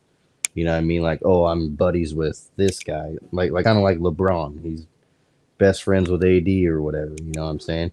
Those two guys are like their little duo, and it shows. They try to be both ball hawks. The same with Russell Wilson. I mean, not Wilson, Westbrook. Sorry. Um, Same with him, dude. So you got all three of those guys trying to be number ones instead of just putting your ego to the side and just trying to come together as a whole team. If they came together as a whole team, the Lakers could be a dominant force in basketball. If they were to come together and like as a culture, I think they'd be a badass team, honestly. I Fact. see LeBron leaving after this year. That's just my opinion from what he's been doing in the past. Either we winning or I'm leaving. Yeah, I So see that too. Yeah. just like But Harden trade. I hope he don't go to Philly and just mess them up. Cause everywhere he go and tear the team up. Cause he's like that too, selfish. right, He was Yeah. like that in Houston. He was like that in Brooklyn. You know, and thank he God can't we be don't like have that, them man. players, man. Right. Yeah, yeah, yeah. That's good because you need players that are gonna not just be ball hogs. You know what I mean? Or try to be all about themselves, kind of like LeBron. You know what I mean? He's just about himself. Yeah, we He got the does culture. We just don't have the right people playing right now. right. We just need. I think if you plug in a couple more pieces, I think it'd be a dominant force as well. I mean, if we can pick up I couldn't imagine if that what's that Morant guy? Yeah, Ja. Yeah, drama. Yeah, those two guys. I couldn't imagine if him, Bi, and you have Zion. That would be the All Star team you need. I mean, honestly. They said the See, Pelicans tried to trade Lonzo in the fourth pick to move up to the second pick to get Ja, but the Grizzlies didn't want to do that. you don't know. I know. I seen that too. They didn't want to do that. They're like, no. I see what Pelicans are trying to do. They didn't want to And see that duo. and you can see in the last two games we took a step back, and that's only because It's Garrett Temple. obvious. It's obvious that they're trying to get Josh. Hmm? CJ acclimated. You know, they're trying to get him all the player, BI and everybody. They're trying to get him the ball. They're trying to, and Hmm. that's the only reason we haven't been playing as well in the last two games. But it's not, it's only because they playing unselfish basketball, which going to pay off in the long run. But they just trying to get him to fit in, which he's doing really good.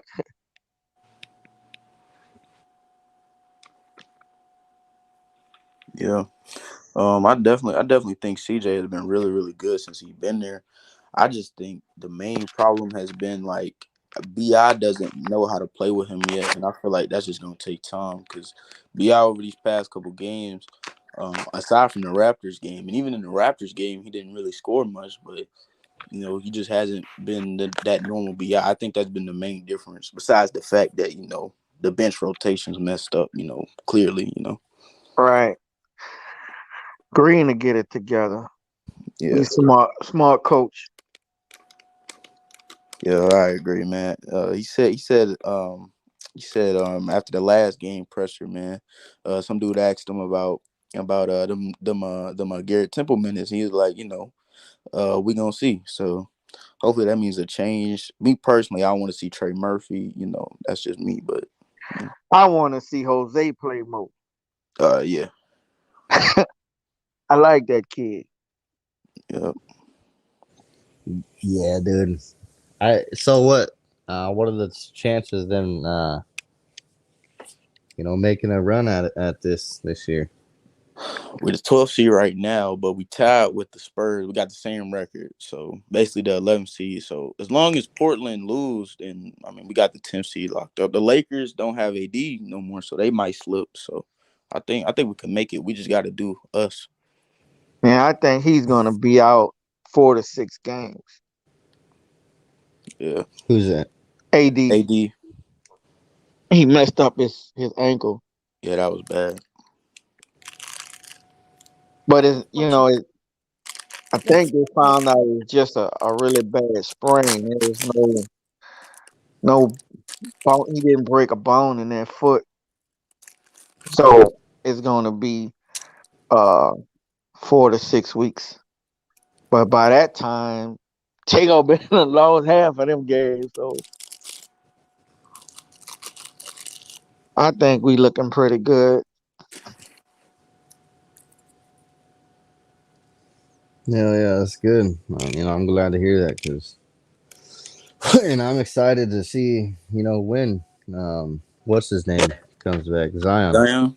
Yeah, I'm excited when he comes back because the league better watch out because he's gonna be dropping some points, bud. this is my fortune that I just got from a fortune cookie. What's it say? Mighty forces will Mighty come to your what? mighty forces will come to your aid. What does Sounds like that Michael even mean? Thomas. Yeah, hey, and Jameis Winston. What do you know? No, yeah, perfect, bro. And possibly Just what I wish for all freaking off season. All right, the off season just started. I'm over here like, Hopefully Lakers miss the play and then we get their top 10 pick. Yeah, man. I hope so too. I want they pick, but yeah, masked up. If you're trying to get into the pills, man, just let me know, man, because I come out with the recaps fastest with it, man. yeah, no, I watch them, bro. That's how I keep up on the Pelicans. To be honest, I've been watching your videos and shit. Oh Yeah, man, I gotta go appreciate it. subscribe. Yeah, That yeah, and Josh the Pills, man. All right, I'm um gonna go subscribe. I yeah, usually watch with the Nola Bros. yeah, That's yeah. why. See, Yeah, the Pills I watch spot. it. You talking about them? Yeah, I Yeah, I usually like watch them with too. Nola Bros. I'm the num I'm the number one wide receiver on my team. There you go. Did you boost your stats? Don't lie, dude. Nah, you know he did. He's on 99 everything. I can literally show you Hey, all of their Hey, what's your overall stat on your player? What do What's you his mean? rating? What's his Who? rating? Which player? You. Your player, the one you just made. As yourself.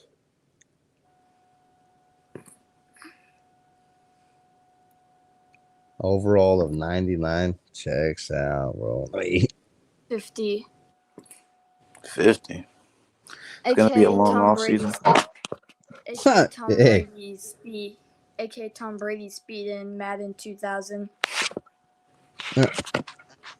It's going to Tom be a Brady's speed 0. long off season.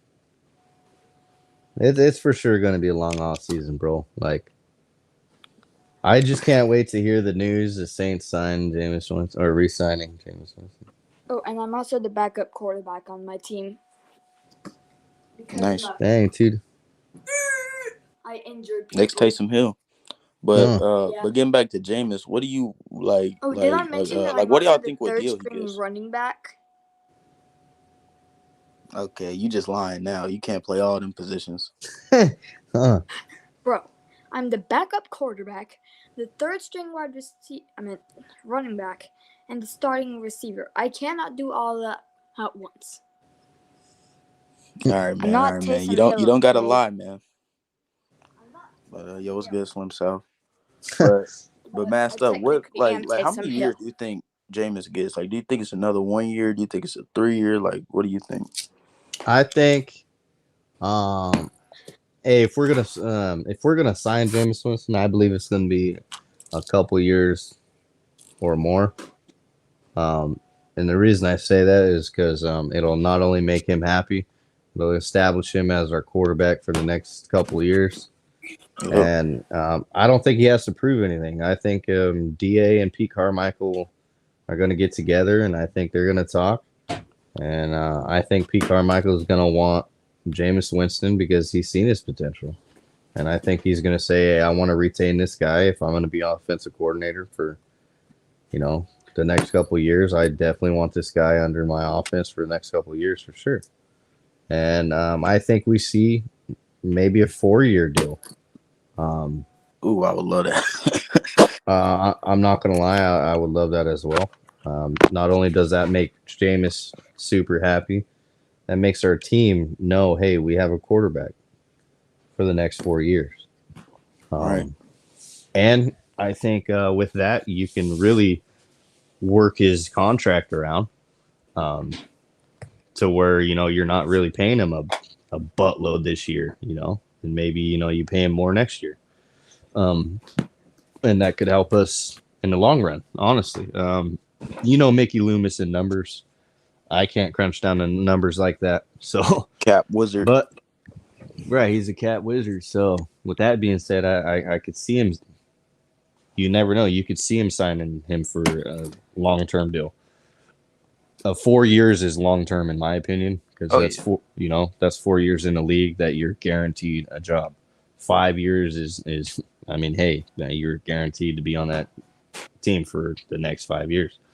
That's why I never thought we were ever going to trade Michael Thomas, because Michael Thomas had to look at it like, hey, they're giving me $100 million just to come back, no matter what. You know what I'm saying? So, and he'll go get his guarantees. He'll make up for it, man. I know he will. Yeah, dude. With making Loomis with those number situations, I can see us making sure if DA is going to be smart, he's going to, like he said, a quarterback comes. That's his number one priority. Besides wide receiver, that's his number one priority is who your starting quarterback's going to be going forward. So for me, I mean, not brought up at all. Huh? I said Taysom Hill not brought up at all, man. Crazy. No, and don't get me wrong. I think Taysom Hill is a killer player. I think this year didn't do him any justice because of that O-line. I mean, Yeah. what, And that injury. And his injury. What if he didn't have that injury and he came into last year and after Jameis went down, what if he would have came in and done a killer job, made it to the playoffs and stuff? then we would be having a different conversation right now. You know what I mean? Because he does have a 4-year contract. He Man, can. Taysom is an important part. Taysom is an important part of this team. Just He not is Hmm. just not at quarterback. Yeah. Josh, right. I just subscribed. All right, man. I definitely appreciate that. What's up, Slim Stout? Himself. Yes, sir. Shout out to Yeah, him in the but the chat. only thing I don't like is everybody saying we can get James on a cheap deal. Mm-mm. I don't think we should break the bank on him, but I don't think it's fair that we only look at him as we undervalue him. Like, the only Right. reason we need to get him is because we can get him cheap. I mean, he deserved to get paid a reasonable Yeah. contract. You But think what 20-25 million a year? I mean, I don't think that much. But Yeah. they talking about getting Jameis for 12, 15 million. That's not fair. You know, Yeah. Right. but Because I feel you got to look. Taysom Hill was making 18 million right. To be He, the he as a backup. want he backup. want to get paid at least that much. At least that much. So we got to expect nothing more than or nothing less than at least 20 million. Right. 20 25 to 30 million was probably his type of contract, honestly. Yeah, But that's a good point because Taysom Hill contract probably messing up our negotiations, man. Because Jameis agent could easily be like, "Well, you paying Taysom Hill such and such, so like, why can't Jameis get that?" facts. I mean, I could see him getting a little upset with that. Like, hey, dude, you're over here paying this guy, hell a million, and he's guaranteed for 4 years. I mean, Right. I'm getting a little upset. where's my guaranteed for 4 years? You know what I'm saying? Right. Right. And you already know if we're gonna sign Jameis is gonna say, "Hey, I want to be the starter. I don't want this goddamn quarterback Man, yeah, there's no competition." competition, man. I mean, he's gonna just want to. I mean, if he has to prove himself, you already know he will. But I think he's gonna be like, "Hey, here's why I'm gonna sign. I'm gonna sign here because you guys know I'm a starting quarterback. So this is why I'm gonna sign. I'm gonna sign to become the starting quarterback. And when I sign, you need to announce, me as starting number one. And that's not being, like cocky or nothing. That's just, He earned it. he earned it, dude. And not only did he earn it, I think Da making that much of a decision is huge. We got to look at it like this. There's only how many quarterbacks in the league now that has thrown for 5,000 yards in a single season? Drew Uh, Brees, he's retired. yeah. Tom Brady, he didn't get that. I think I Mahomes believe did it. I think. I think McCombs did it 1 year, and then you have Matthew Stafford did it 1 year. Uh, I can't remember the other quarterback, I think but Peyton anyways, Manning did it. yeah, that's right, Peyton Man. So with that being said, like, there's not many quarterbacks that's done that, but Jameis has, and to me, that speaks volumes, dude. And we just started seeing what he can do without Michael Thomas. Think about it. Everyone he was throwing it to was an undrafted free agent, No. wide receiver. I mean, tell me one guy that was a solid starting wide receiver, you know what I mean? A starting number one. I mean, there really wasn't.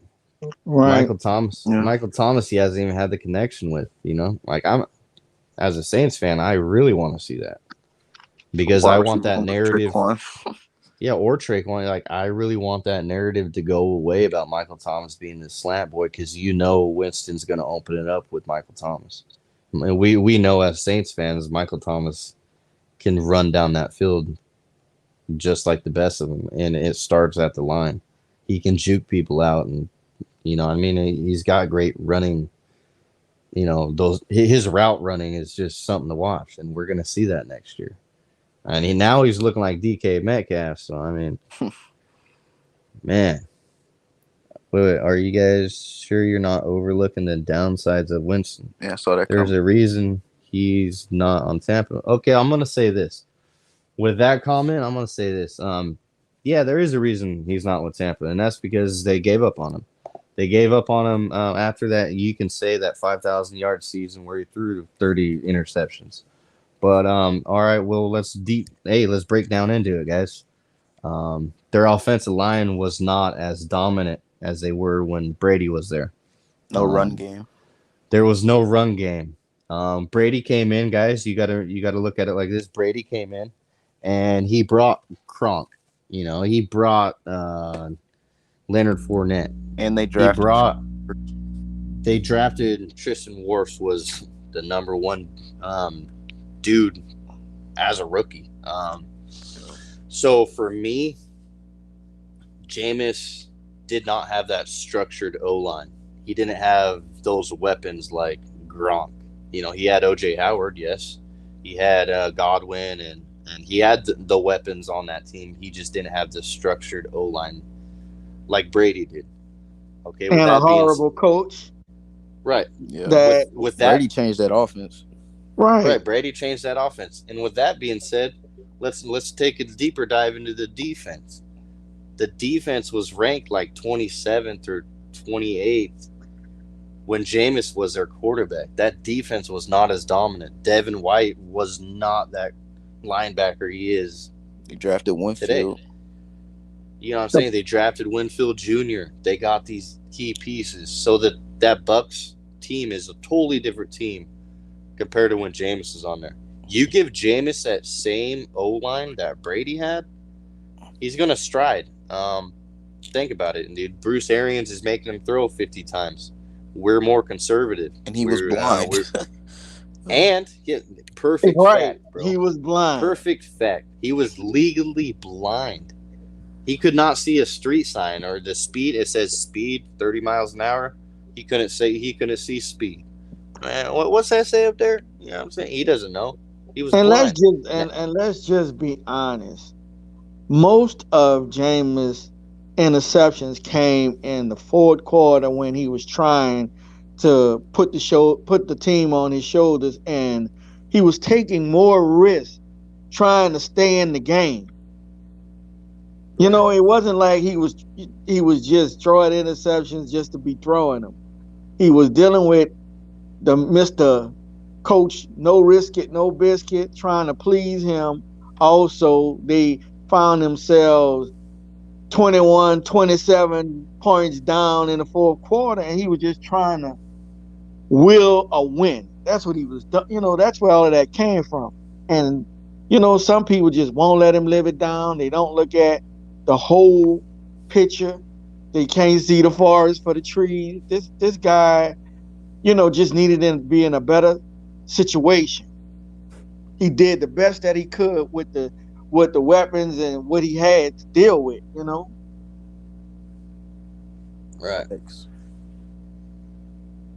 Like, just imagine Jameis with an O-line and a run game, man.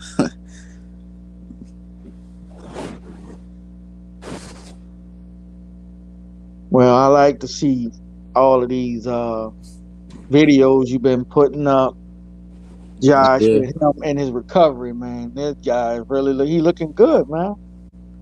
Man, he looking almost ready now. Right. I know he's not getting contact. I get a little ahead of myself, but he looking like he can be starting week 1 and be ready for week 1. Probably even preseason. Right. It looks like he's good enough to do walkthroughs right now, like no contact, nothing like that, just walkthroughs, Right, yeah. I'm not saying, get him on any contact right now. Hell no. But you see what he's doing right now. He's doing those shuffles, man. He's doing the quarterback drop, moving from side to side, backwards, man, and back and forth, like I said, balancing on one leg, catching a ball, doing that. That's all balance. Wow. To be coming off an injury like that and to be recovering after 3 months, man, I can't wait, dude. Because like I've been saying earlier, him and K1, they had that same mentality when they got hurt. K1 had that same mentality, dude. He was bound to get signed by the New Orleans Saints, bro. He had other offers from other teams, but you see what he was doing, bro. He wanted to play with Demario Davis. He shut down other teams just to play with Demario Davis. Sean Payton was like, man, I got sick of watching his videos. I had to sign him. Yeah, I mean, like that says a lot, bro. And now look at Jameis Winston. He's doing the same shit, wearing Saints shirts and Saints shorts every time. To me, that he's trying to send a message. Hey, sign me. You know what I mean? I want to be here. That's what it tells me. He's got his team. He knows his team. He knows his playbook. Why would he want to have to go somewhere else and learn a new playbook and a new system? In That's my in another my thing opinion, upset me is that this man want to be here. For the Exactly. last 2 years, he's taken a poor boy snowball to pay here. He's humbled himself. He's got behind Drew. He's been in the media saying how grateful he is and thankful to be here and how he loves being here, and they still running behind all Russell Wilson, and Rodgers and all of that. Man, y'all, why y'all worrying about somebody else when y'all got somebody that want to play here? Rodgers would not fit into this culture. I'm telling you, I think he's a great quarterback, but he's not fitting in the locker room in New Orleans. Yeah, he's a locker room cancer. yeah, he's not the type to get down and dance and be Yeah, that he would be locker like, room culture. Like what are you doing? he'd be like, "Why y'all dancing, man?" You know what I mean? We won by 2 touchdowns. Why y'all dancing? Oh, we won by a shutout. Why y'all dancing? You know what I mean? Like, oh, we swept them. Why y'all dancing, man? This fool would be sitting back in the corner like, well, y'all got a cigarette. You know what I mean? Like, and that's the type of guy he looks like. He looks like if you could smoke a cigarette on the sideline, I bet he'd be that guy. You know what I'm saying? He'd be or chugging a beer, or whatever, dude. Like he's that guy. You know what I mean? And I agree. I really don't think. I mean, don't get me wrong. I think him and Michael Thomas would be Ooh. pretty sick together.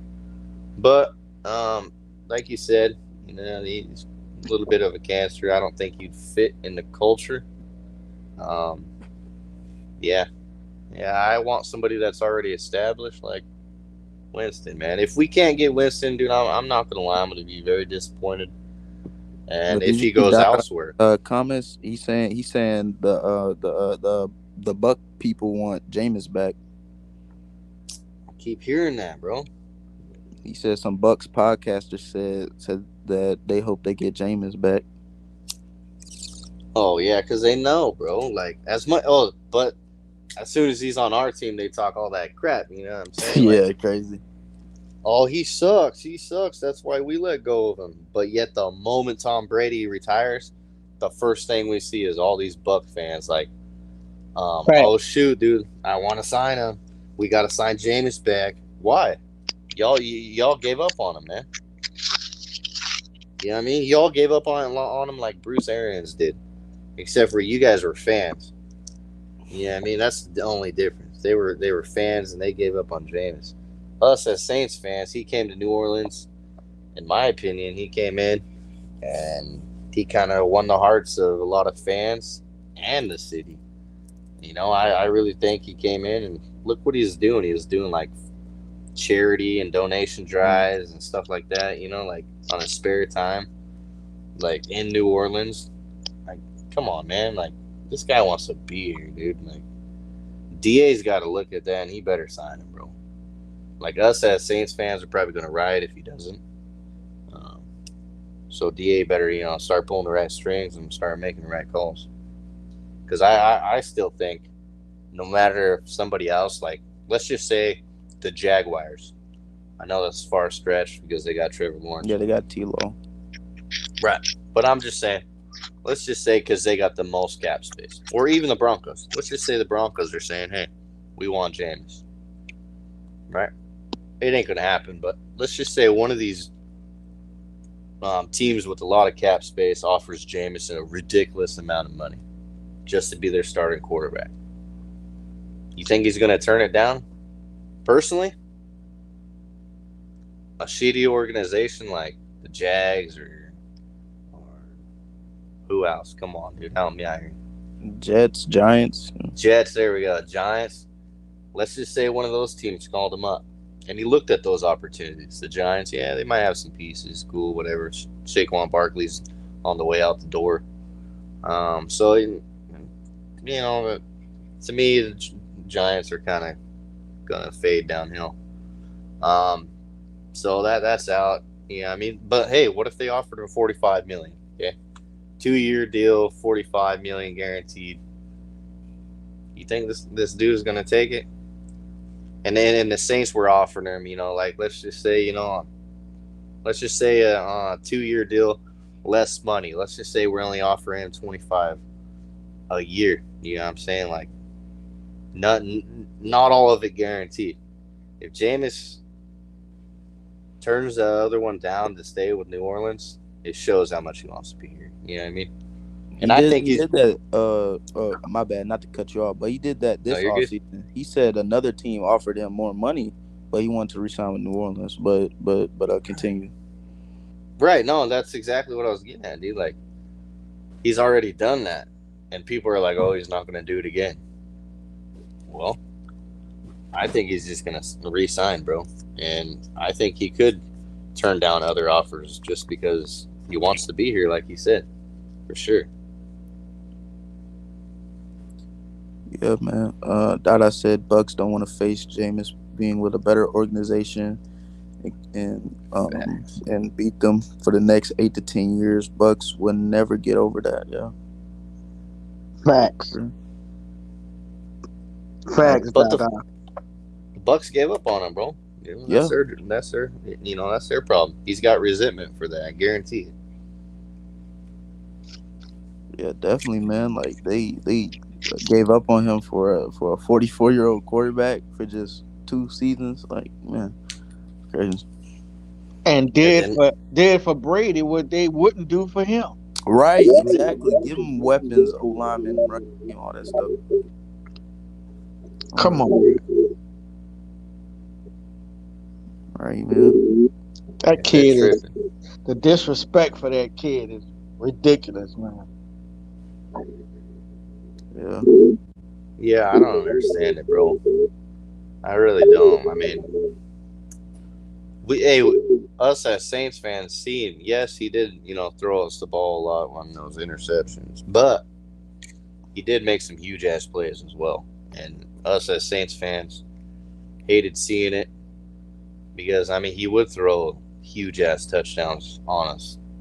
And if you remember right, some of those years it did suck because we didn't have those badass cornerbacks, badass safeties that we do now. And a lot of fans forget about that, dude. Like, hey, let's talk about the bad. You know what I mean? When Jameis was on the Bucks team, let's talk about the bad being the Saints fan, being on the other side. Jameis did carve up our defense sometimes, but at the same time, he did throw some interceptions. But hey, you know what I mean? I feel that was because I mean we are rival teams and the type of offense he was in. You seen him cut back on the interceptions when he was in our offense, and it looks like we're going to keep that same type of offense. yeah. So tell me what y'all think about this. Signing Jameis and Teddy with Teddy as the backup. Or do y'all think Teddy want to go somewhere where he can start? Get rid of Simeon and have Jameis, Teddy, and Ian Book in the quarterback room. I don't think the Saints got enough money to sign two free agent quarterbacks. Like, I think Teddy. I don't know what Teddy's market value is, but like, I just don't think the But Saints I'm can not retain. talking about Teddy as a starter. I'm talking about Teddy as a backup. Well, it You depends on what he wants. I mean, if he wants like right. a vet mem or something, like I'm cool with that. But if you want like 4 or 5 a year, nah, I'll pass. I think he did what he wanted to do, and he went to Denver and got paid. You know, he went to, and didn't he go to Carolina also and get paid? Yeah, like they got him like 50 mil, so they gave him 50 mil. Yeah, but like that, I said that's me wishful thinking. Yeah, yeah, You he know, still want to be a Teddy starter. probably want to go somewhere and get, especially with this, these teams that don't have a quarterback.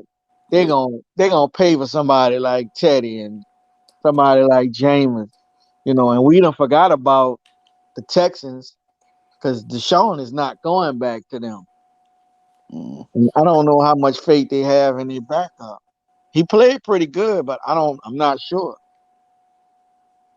Yeah. Whoa. You just made me think about something. I'm actually glad that you mentioned the Texans because they got Jameis' old coach, Lovey Smith. He didn't Right. coach, so he might go with the Texans. I don't know. That'll be a hot take. I don't know. These teams can't offer him more money than we can. Just being honest. So I just think we need to just at least be fair to the man. We can't go and offer him some crap and thinking because he did it the last 2 years, he's going to do it again. And I know what's going to happen. What all of these fake fans is talking about. Well, he's coming off of a ACL tear. That can't lowball the man because of that. Everybody gets hurt. facts. He definitely earned his money, man. He played great this year. He earned it, in my opinion. Even though he was taken from us early, I believe he definitely earned that spot. I You don't seen think our people realize what he did, like with what he had. Like this man had what Chris Hogan, Kenny Stills, and Kevin White for most of the year. He had Traquan for his last 2 games, and he put up 14 touchdowns, 3 picks, man. dude And when we when have we have to understand that not only did they give up on him in Tampa Bay, but they also was the reason he was hurt this year. He is not going back to Tampa Bay. If he go anywhere, it will not be Tampa Bay. It's just too much history with them. Yeah. wait what? If we don't re-sign Jameis Winston, I believe it will surely be Tampa Bay because both have proven in the past to play well in our system. I don't think he go back to Tampa Bay. No, man. They no. They literally spit in the man's face, Dada, and was the cause of him to be out the rest of the season. And that was not an accident, in my opinion. It was a illegal tackle, technically. Teddy Bridgewater. Yeah, man. Teddy Bridgewater. Okay, I see what he's saying. Oh, Oh, okay. Yeah, I mean, if we don't re-sign Jameis, I'm sure we'd probably be in the market with Teddy. We can Or win with Teddy. yeah, I yeah. mean, I I don't know With about mean, this that though. defense. here's my only issue with Teddy, and the dude's been knocked out numerous times. Yeah. Yeah, I'm not gonna lie, like he can't take a big time hit. So with that being said, I love Teddy and what he did with our organization, and I would love him if he was our starting quarterback. But um, you know that really, that dude, we've seen him um, not only I believe 3 times now, that where he's been straight like knocked out, and Yeah, that's that's concerning. that's very concerning. As a starting quarterback, I mean, hey, we can't take nothing from his skill set. Yeah, he But talented. he's talented, but taking big time hits like that actually knock you unconscious is not good at all. And to see that numerous times, I feel bad for him. I If we want to. sign Teddy back, we definitely gonna find the money from somewhere to sign Tyrone Olmstead back, or we drafting a tackle in the first round I because think that's he's gonna have to be protected at all costs. right. Yeah. Hey, you know what? If we don't go for I mean, if Jameis Winston signs elsewhere, I'd hate to say it, but pick 18, we'd probably go with like one of these young quarterbacks and just go for broke. Um, I wouldn't mind Willis. and I wouldn't mind that kid either. That kid is fast. He has pinpoint accuracy, and like I said, man, he is fast. Like, dude, that boy's got wheels, dude. If you see that one play where he made like a 65 or 67 yard play, dude, that dude was juking everyone out and like running around everyone, no problem. Like he was making everyone else look silly, bro. And for a quarterback to do that, we've seen it with. Don't get me wrong, we've seen it with who is it? Kyle Murray, and we've seen it with him. Hashtag He, Team he Winston. Absolutely. right, absolutely, bro. I still believe he signs with us, man. I don't believe we lose him in free agency. I believe day one of this off season or whenever we can sign him.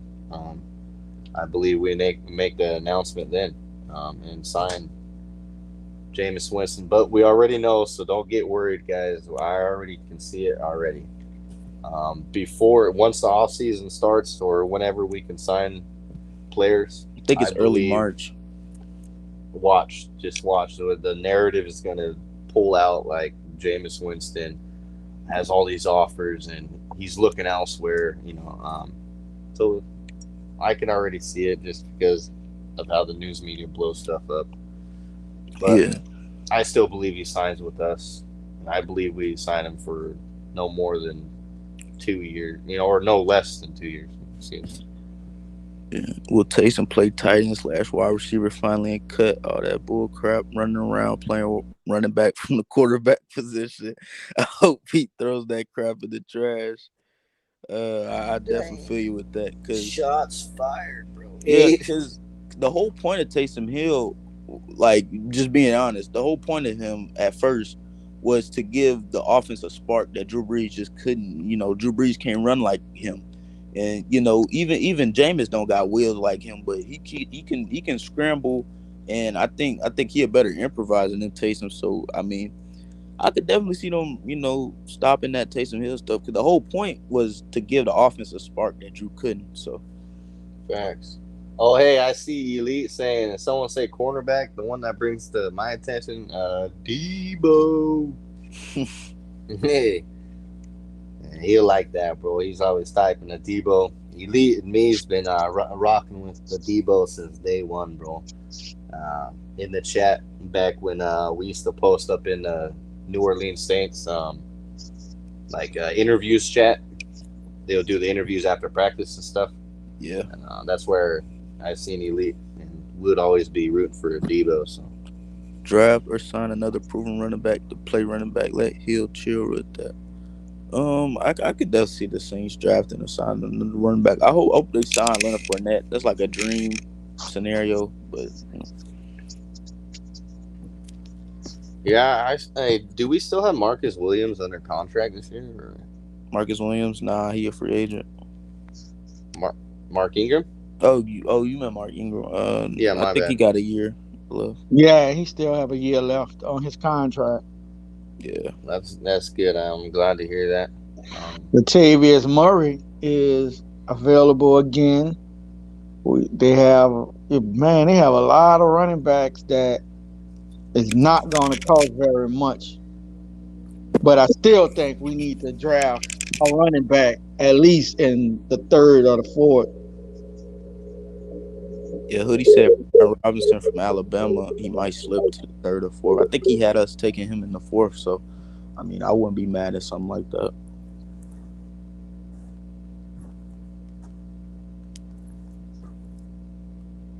Yeah, I wouldn't 'Cause mind either, dude. There are we some, need one. yeah, there's some pretty Yeah, badass running backs coming out of this year's draft. yeah, absolutely.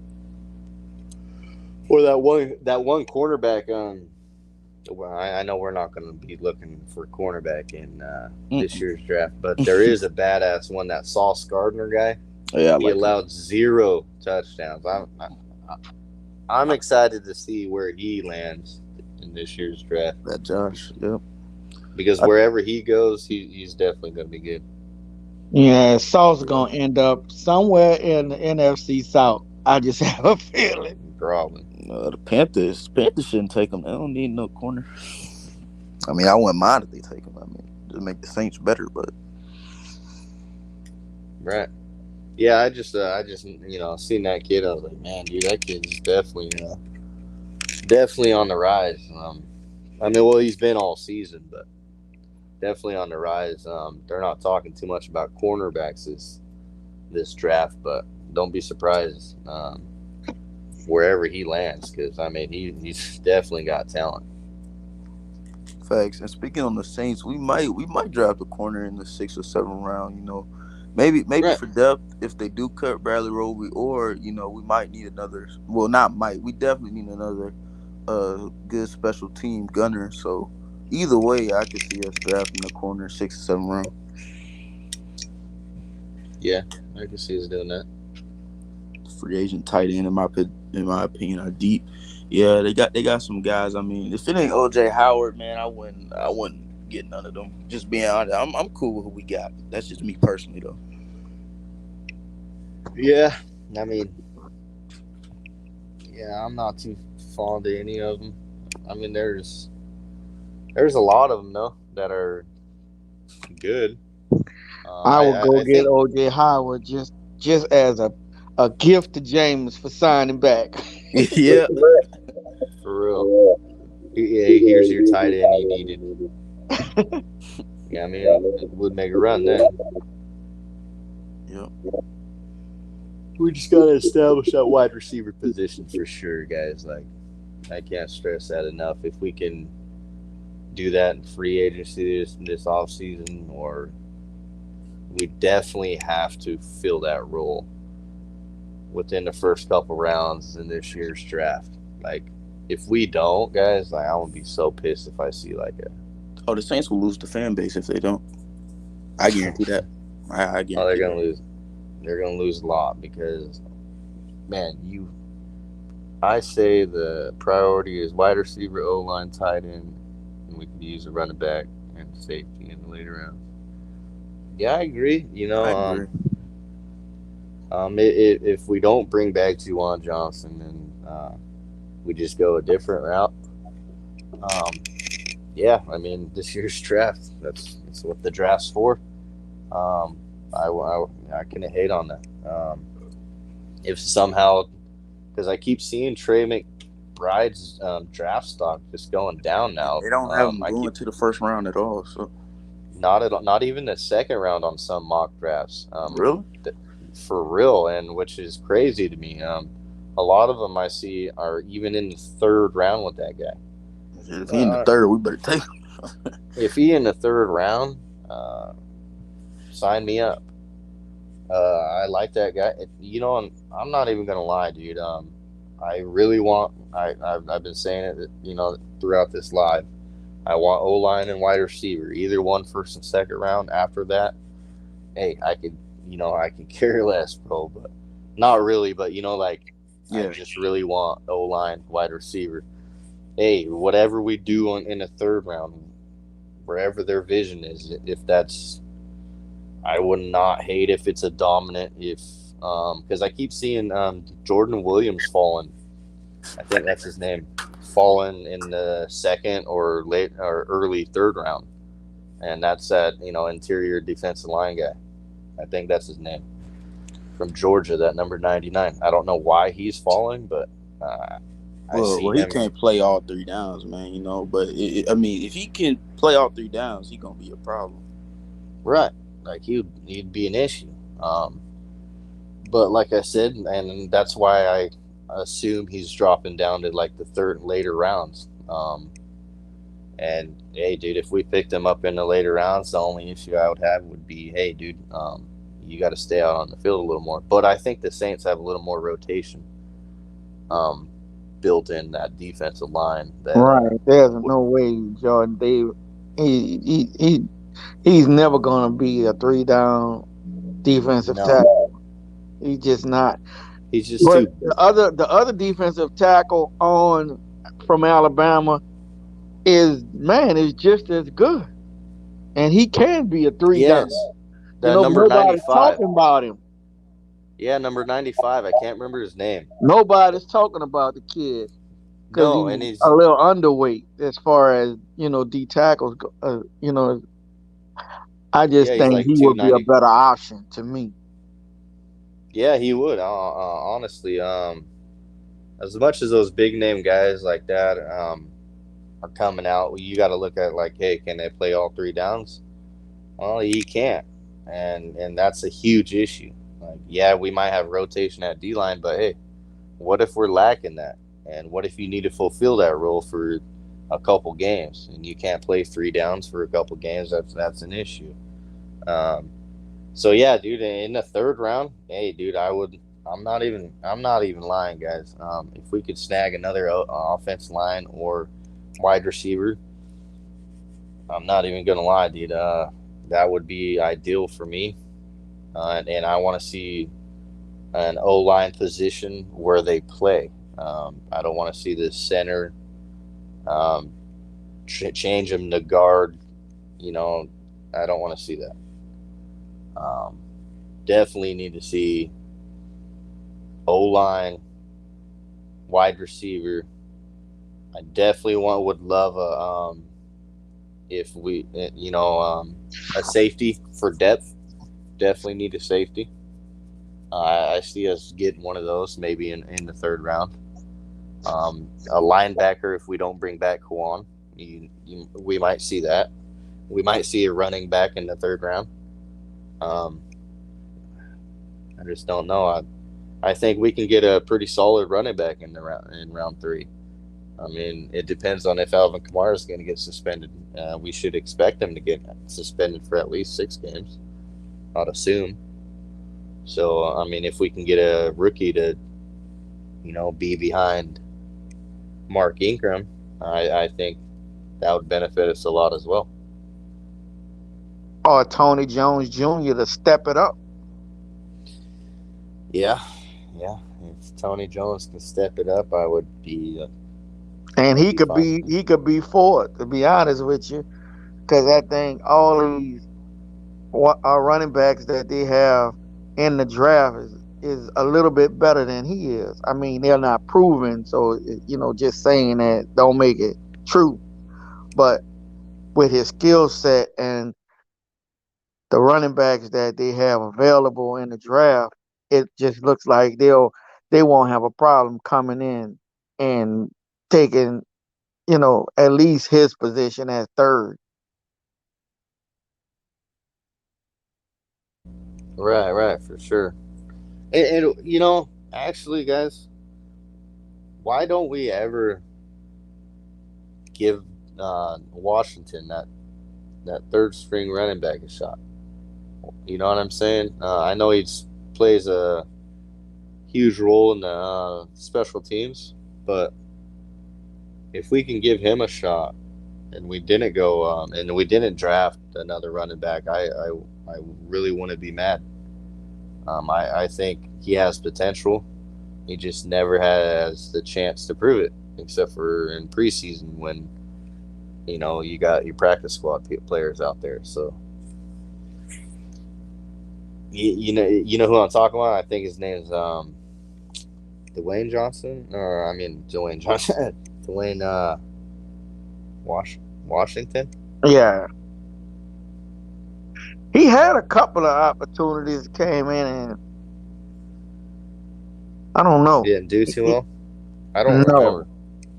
I I don't remember. yeah, I think he came in. Hey, He hey, he he Pat. showed flashes, in some games that he was able to get into in the fourth quarter, and other games he didn't look so hot. Well, who y'all talking about? Um, Dwayne Washington, Oh yeah, I like him a lot. not consistent. I True. think all of our running backs have great potential. They just need to step up. They need to step up to that next level. That's what they need to do. And then we won't be having to talk about drafting a running back. True. I definitely have to agree with that. But like, I don't know like why the Saints haven't used Dwayne Washington more since he's been here. Because ever since he's been here, he been decent. You know, what I mean, he's been mainly used as a special teamer. But I just like the way he run, man. I like his. Dada say he's a free agent. I didn't know that. Yeah, he is. He is right about that. oh, I did not know that either. Wow. Well, probably gonna lose that guy. Yeah, some team with a bad special teams will, give him a little change. Give him a little change. I mean, we not Uh, moving as fast as I want us to move, but we done solidified DA as a head coach. We done Pete Carmichael done decided to take the And offensive coordinator position. Um, Next step is we need to get the quarterback solidified, and I think that's why Jameis Winston is posting all of these videos of his rehab, is because he know that the Saints have to make a decision at quarterback. So he's letting everybody know, look, I'm coming, I'm getting ready. I'm letting y'all know this is what's going on in rehab. Cause I don't think he even wants us to have the opportunity to be going. Just kick the tires on if we can bring in, Wilson or all of these other, and we definitely don't want Jimmy G here. mm-mm. hell no, I'm not dude. gonna take My no girl, Jimmy. hey, my girl's a Niners fan, and I see what he does, man. I don't want him in the black and gold. Mm-mm. But Dallas Even said, though, oh, I mean, his trade value is only a third round pick, dude. nah, even for a third, I wouldn't give it up. Uh, Dallas said draft some fresh legs at running back. AK will be gone. Ingram slow. TJ can't see no holes. Just get a proven back. Texas A&M has a bad running back. Yeah. He talking about Isaiah Spiller. Yeah, I wouldn't mind the Saints getting him. oh yeah, Spiller, yeah, he's good. And the Saints have had a Spiller before. That running They back. had, huh? I don't know if they related or not, but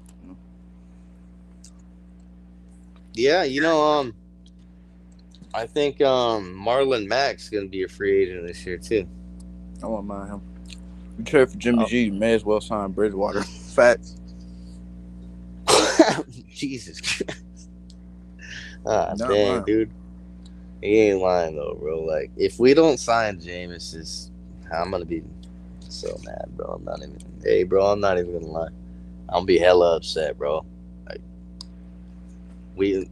why I'll be upset is because we haven't even seen his full potential in the black and gold with Michael Thomas or like this offense, and it's only gonna get stronger. Like, man, Gonna get just get healthier. him and healthier. Just get him the O line that help that he needs.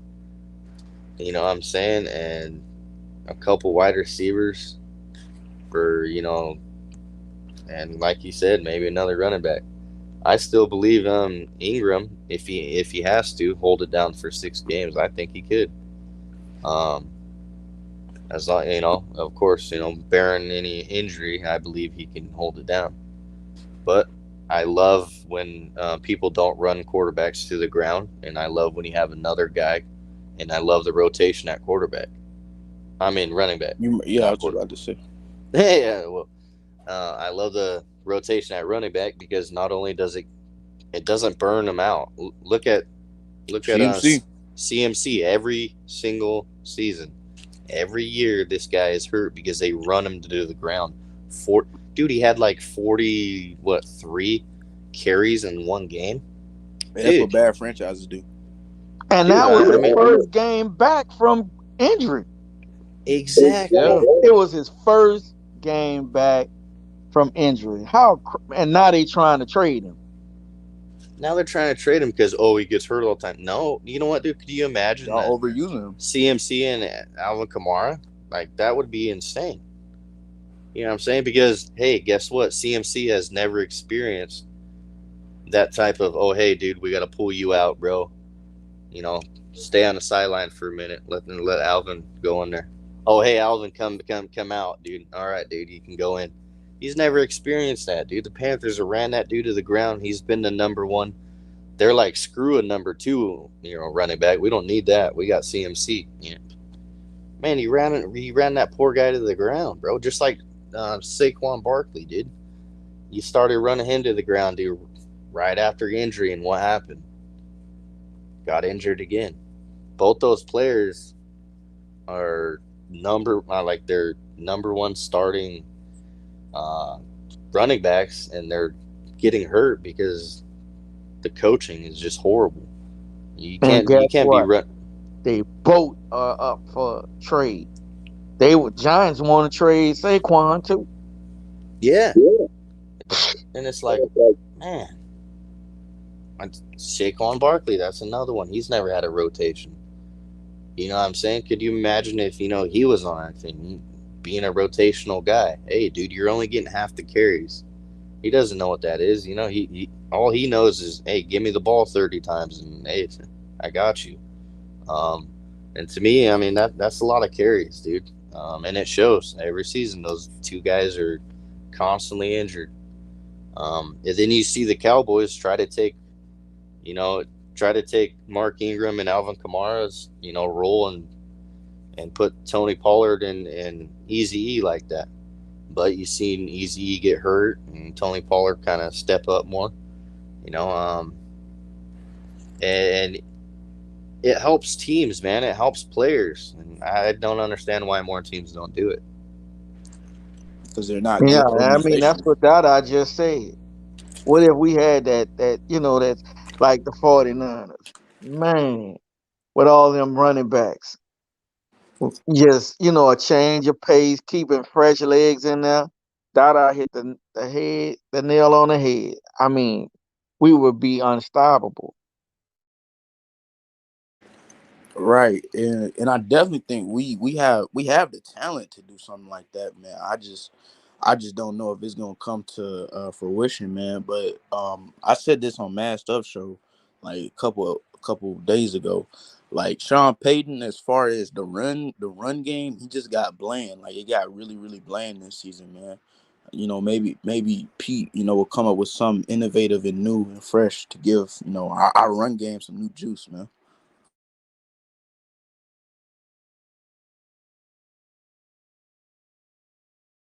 I masked up.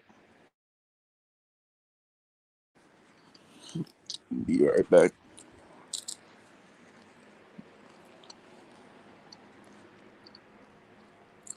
But yeah, as far as that 49ers stuff, I definitely think we got the talent to do that, bro. I just don't know if it's gonna happen, but you know, like I don't know, like I still feel like we could add a running back because like Tony Jones Jr. he got some potential, but I don't know. No, we definitely, it's no doubt. We definitely need another running back, even with AK. But him being suspended has nothing to do with it. We needed one Even if before he got even suspended. if he wasn't suspended, Yeah, we needed another running back and a young running back. yeah, I definitely agree with that. Even if he didn't get that suspension that he's probably gonna get, we still needed someone to split carries with, man. Because like just being completely honest, like the Saints fumbled the bag with that Latavius Murray stuff. Not the actual situation because he didn't want to restructure, but what they did prior, I mean, not prior, but after, he left or whatever, they just handled that situation badly. And I mean, they did get Mark Ingram for like a 6th round pick or something, like that's decent. But like what you said, man, we need a young guy. I don't know how we keep fumbling the ball on these running backs.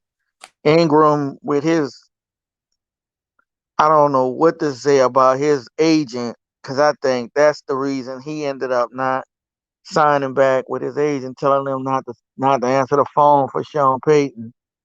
He should have never left. And then this the situation with Latavius. And the funny part about it is they both ended up in Baltimore. Even the little guy we had, I forgot his name. We signed him from Atlanta. He ended up in Baltimore too. It's like the Ravens just Oh, sitting there Freeman. waiting for our our running backs not to come. You know, Yeah, man, the Ravens, they definitely took a lot of our guys, man. But like the Saints, man, I don't know. I feel like these past couple years, man, like I feel like they just haven't been prioritizing backup running back like they have been, but from a young aspect, they really failed, man. Because we've had a lot of chances to get like a lot of good running backs like later on in the draft, and we just didn't for whatever reason. I don't know why. Like again, like Mark Ingram and Latavius Murray, like they were good, but like everybody knew like they were going to be stop gaps because they old. right? Well, the great news is we got a really good scouting department, so they're gonna get out there and find some talent and fill in some of these holes that we have on offense. We are in really good shape on the defense, but I just think it's going to be a pretty good draft as far as our offense is concerned. Yeah, we got to prioritize offense, man. Like there's no way we don't prioritize the offensive side of the ball in the draft and free agency because, like you said, the defense basically set. Like at least for right now, it's set. Like I think you're gonna have to draft a safety for the future and things like that. But as far as like key positions that's gonna start immediately, like we're set defensively. We just need a lineman, a receiver, backup running back, and I mean, still technically, need a quarterback. So Right. And hopefully DA will take all of the good things and Sean Payton offense and the things that wasn't working, all that, some of that stuff wasn't working. mm-mm. And he, replaced that with, I mean, not totally overhaul the offense, but we need to upgrade definitely some of the plays, you know, and not be just totally dependent on, well, this is the way Sean used to do it, so we're gonna continue with this. I don't think DA gonna do that anyway, but you know, Yeah, I definitely. we definitely need an improvement in our as far as our running backs is concerned. Cause like Dada said, we cannot have Taysom, with these concussions he keep having and getting Yeah, hurt and you know, as far as being a Swiss Army knife, that means tight end, wide receiver, you know what I'm saying? Those type of and it's not helping in the long run because the guy is we talking about we talking about Christian McCaffrey and Saquon, but we're doing the same thing with Taysom. true. Yeah, that's definitely true. But I mean, Taysom always been injury prone, even going back to college. So I mean, Right. you know. But I definitely agree. Like he's definitely been overused his time in New Orleans. And again, I feel like a lot of that goes back to like what I've been saying. Like Sean Payton, like again, like no offense to Sean Payton, he's really good. But I feel like the offense just got stale, man. So he brought in Taysom Hill to freshen it up, and that he really overused Taysom Hill a lot. And like like something I said in one of my videos, I can't remember which one, but Da, from what he's shown, his situational football, I think, might be better than Sean Payton's, because in that Bucks game, his situational football, I really liked it. Like on 3rd and 2, or 3rd and 3, like Sean would, run that QB power with Taysom Hill. I feel like Da, like, it's more conservative play calling, but it's like more of a sure thing, if that makes sense. For sure, it makes sense, bro. Like, Sean Payton, he, excuse me, he did that a lot, dude. He would Mm-hmm. do those run plays with Taysom Hill, and a lot of the times it did, excuse me, didn't work, dude. And I think Da sees that, and you've seen it versus Buck, like he said. When we played them, we weren't doing all that crazy stuff, um, and I don't think we will come this season. I still see us using Taysom Hill, um, in a lot of roles. A Swiss Army knife role. I see that happening. Um, as long as we sign Jameis Winston back, I don't see us rolling with anyone other than Jameis, um, unless we lose him in free agency. And no, I don't think Taysom will even be a starter come next year. You saying Not at for the all. Saints or like in general? Oh, in general, wherever if he stays with us or if he went elsewhere, I don't see him starting as quarterback anywhere No, else. I agree. no. That was a Sean Payton experiment, and I believe that's pretty much come to an end. He can go back to the role he fits in well, and that's special teams. Um, tight end, wide receiver, running back at times. I mean, hey, we couldn't be mad at that. Right. Right. I just don't like him playing running back at 4th and 1, even though he's almost gonna get it at 100%. The chance of him getting hurt is just the percentage of him getting hurt is just too high. Then that leaves us without him as a Swiss Army knife. You know what I'm saying? What happened to the days when we had the fullbacks, man? When you want to go for it on 4th and 1, give it to the fullback. Yeah, they know Taysom running the ball, and he end up concussed every time. Keep him at tight end, keep him at wide receiver, keep him on special teams. And even if you want to change your pace, if you want to put him back as a running back, but not at 4th and 1, we done got too comfortable having him at 4th and 1, at quarterback, but nobody's seen that every first down, every 3 first downs he's getting hurt and injured on 2 of them.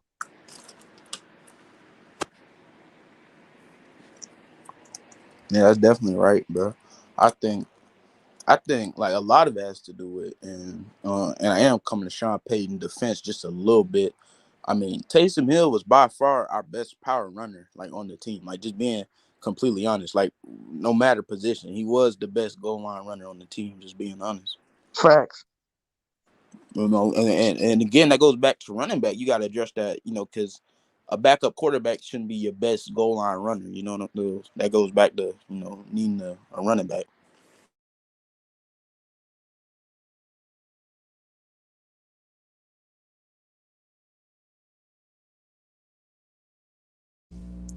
Yeah, yeah. I'm just pretty excited for this coming season, man. Seeing what we're. To be honest, I'm excited to see the new era. Um, just turn the page because as far as we know, Sean Payton maybe we'll never see as our head coach again. He's gone, so we kind of do got to turn the page, um, and we got to look at the new era of the Saints under Dennis Allen, and whoever he chooses as quarterback. A lot of us hope it's going to be Jameis Winston. I still believe in my heart it is Jameis Winston. So if that's the route we do go, guys, I believe it's going to be the Dennis Allen and Winston era, and it'll be upon us come next year. Um, and yeah, it might be a little different, and it will be different. It's not Sean Payton. Um, yeah, definitely ain't Sean Payton, and I think we're gonna still incorporate his, playbook, but I think it's gonna have a twist on it, like Dennis Allen said. I still think Dennis Allen's gonna have a little say so in the offense. I think maybe he wants to call some plays. Um, I'm just excited to see what Dennis Allen has in store for us as Saints fans. Facts. It's definitely gonna be exciting to see. And again, I think some things he does do better than Sean, like situational football. Like things like that. I think he does do that better than Sean, man. And I definitely like that he's getting his own staff because I said in my DA video, like if you keep like 80 to 90% of the same staff, like they're basically gonna look at DA as like the substitute teacher, basically. Like like this Sean Payton staff, is just a different face of head coach. Right. Yeah, I'm just pretty excited to see what he's gonna do, bro. Like honestly, and us as Saints fans, a lot of us, even some younger kids, have never seen life without Sean Payton, and or Drew Brees, actually. And I was pretty, I was younger when Drew Brees and Sean Payton, took over. I don't remember exactly what year that was, so I'll have to go look. It Oh, was, 06. I think I was like 16 or something like that, I believe. So yeah, I remember the years before that, man, where I'd get tired of watching, and yeah, we would cheer if we would get you know, a damn field goal and we put points on the board. So those were the bad days. I mean, I remember cheering for a first down. I mean, I'm over here like shaking my head just thinking about it. I remember those days. It's been a long time. It's been about 16 years, so don't get me wrong. It's been a while. I remember when Aaron Brooks was under center. Um, and to be honest, Aaron Brooks had an arm on him. Yeah, he had a cannon. Man, he had a cannon, dude. Can't remember the guy offhand right now. That was before him that played. But I remember watching him and yelling at my TV a million times. But those are the type of quarterbacks that like I remember. I remember the coach, dude. Jim Mora, man. Jim Mora is one of those coaches. If you ever get a chance to, you guys, you should definitely watch his interviews. He's definitely a funny guy. Playoffs, you talking playoffs, man? That guy told it how it was. I remember when Mike Ditka was our head coach when he threw away all our draft picks and went all in for Ricky Williams. He barely I played remember here. that, and he barely played here. Man, I remember life was before Sean Payton. Our franchise was in shambles, but now that we have established a culture, we established what type of team and organization we are, where we established that winning culture.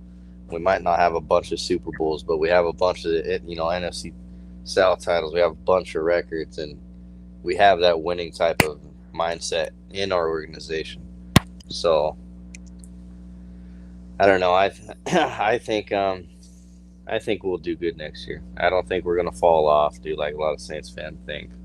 I think Da is gonna do just well. You can't look at his recent success as a head coach because he was in a failed situation, being in Oakland, trying to turn that team into something when that team was already on a decline, already from losing season after losing season. He comes in and tries to make it a better team. So we can't really judge Da on that. But if you look at the defense that we have, that excuse me, that we have, um, you could see that he turned our defense into what it is now, and that's into a winning, straight gritty type defense, and really energetic. He brings that energy. So if he can bring that energy to the other side of the ball field, which is the offense, as well as the whole team, I think he could really stride as head coach. Thanks. I definitely agree with that, man. Like I think like just keeping that same culture, I think it was like really important, and I think that's probably like the main reason why the Saints brought him back. But to answer Dada's question, what if Sean Payton actually been holding us back from a second Super Bowl from a play calling standpoint and stuff like that? No. But I mean, like I said earlier, like Roger Goodell said, as long as I'm in office, you're not winning another Super Bowl. So maybe from that standpoint, maybe, but like from his actual, coaching, no, I don't think so. Right. I think it was just circumstances that was going on here. Why we haven't won another Super Bowl. It was always something. Sean Payton had nothing to do with those terrible plays in the playoffs the last 2 years. Uh, not last year, but the 2 years before that. And had nothing to do had nothing to do with Sean Payton. It was the officiate. And last year, with COVID and people getting suspended and hurt, and I just don't think that's on Sean. Yeah, I Right. definitely agree. He And said Brooks won us our first playoff game under. Yeah, yeah, yeah, that's true, dude. We weren't too terrible. Our defense was ass, but I feel like it's always been like that, except recently. right. Yeah, except recently, dude. I remember those years, dude, when we had those.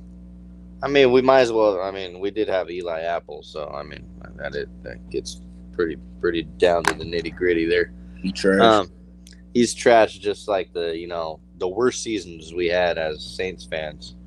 I mean, he might as well have been on the team as well because that's the playing ability they were playing up to, and it was horrible. I remember just teams just going. I mean, one big play that just replays in my head a lot, dude. And it doesn't really go too far back. It's just a Seattle game with Marshawn Lynch, man. That fucking play, dude. Excuse my language, man, but dude, I almost broke my TV, man. That's how horrible, dude. Our defense is horrible, and hey, he brings up another guy too, Billy Joe Hobart. Oh man, that dude. Yeah, thank God that those days are over. Um, that guy was never, in my opinion, too good. I mean, man, that was horrible seasons, dude. Madden had us ranked like maybe what, like 45 overall or something. Yeah, just I mean, horrible, dude. I mean, we're lucky to get 45. Sean did assemble that offense last year. He did assemble a pretty good offense. I think we could expand on the offense he built and make it even better than what it was. We just need some playmakers, and like we've been stressing all live, some O line help. Overthink a lot. I definitely agree with that, and that's what I was talking about. Like his situational football, I think DA's might be a little bit better than that, and just continue messed up. Right, right. Yeah, I think so too, bro, for sure.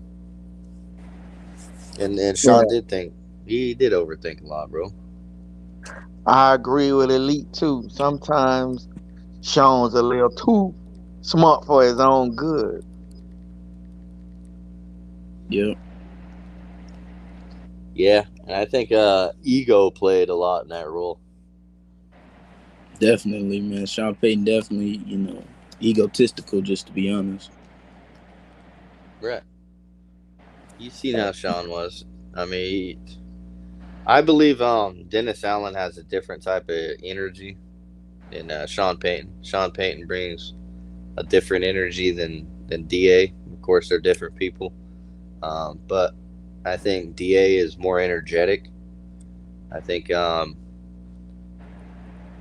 kind of feel he's more vocal. Yeah, you've seen Sean Payton, cussing out, referees and stuff. But you see Dennis Allen on the sidelines, you know, talking to his defensive players, sitting down with them, what they need to work on, like that speaks volumes. So, like I said, man, I'm just excited to see what type of moves he makes, you know, come this off season. Yeah, and by you saying that, did you guys see the report from that lady sportscaster? I don't forgot her name, but she can't stand Da, and she was bringing up the fact that when she was in Oakland, how the Raiders players was all, she said it was a endless line coming in talking about how Da is a horrible coach, and you know none of the players liked him and all of that. I'm like, how long ago was that? And she's still worried about bringing up stuff like that. This man have been away from Oakland forever, and we see what he's doing here. Maybe he did have a problem as far as communicating with players in Oakland, but what does that have to do with now when we see that he's and the players our defensive players speak very highly of him. Yeah, that's definitely a Right. good point. That's true. I Definitely true. forgot her name, but man, when I heard her talking, it was like, man, you kind of bitter there. You still have these strong feelings as long as it's been. You still this passionate about how bad of a coach Da was. I mean, it seemed personal to me. He was set up to fail, in my opinion. I mean, like, that roster wasn't good, and you've obviously seen what the Raiders have done since he left there. So it's not like he could have been that big of a problem. I think Da has improved a lot, and like defensively, and he just has better players right now. Just being honest. Yeah, and plus he's got teammates that actually like him here. If they want to use that narrative, well, Da's got a team that's actually a good team now. He's got a defense that he's been a part of for years now. Um, All the players like him Yep, all the players like him, and they embraced him as head coach. So and respect him. right. I like They definitely respect him for sure. right. Well, He's a I'm just hoping I'm counting on the Mickey Magic with all his Mickey money to, and I hope we don't do like we always do in free agency and just wait for. I'm not saying go out and do a splash signing, but what I'm saying is don't wait till all there's left is rejects that nobody else wants in order to start signing. And we don't need to be in the bargain bin this year. Yeah, last year we had to because like we was negative 100 mil over the cap, so we couldn't get them top dollar guys. But I mean, some of them still performed when they was there, like Tono Passanio and Nick Van Nett when he was healthy.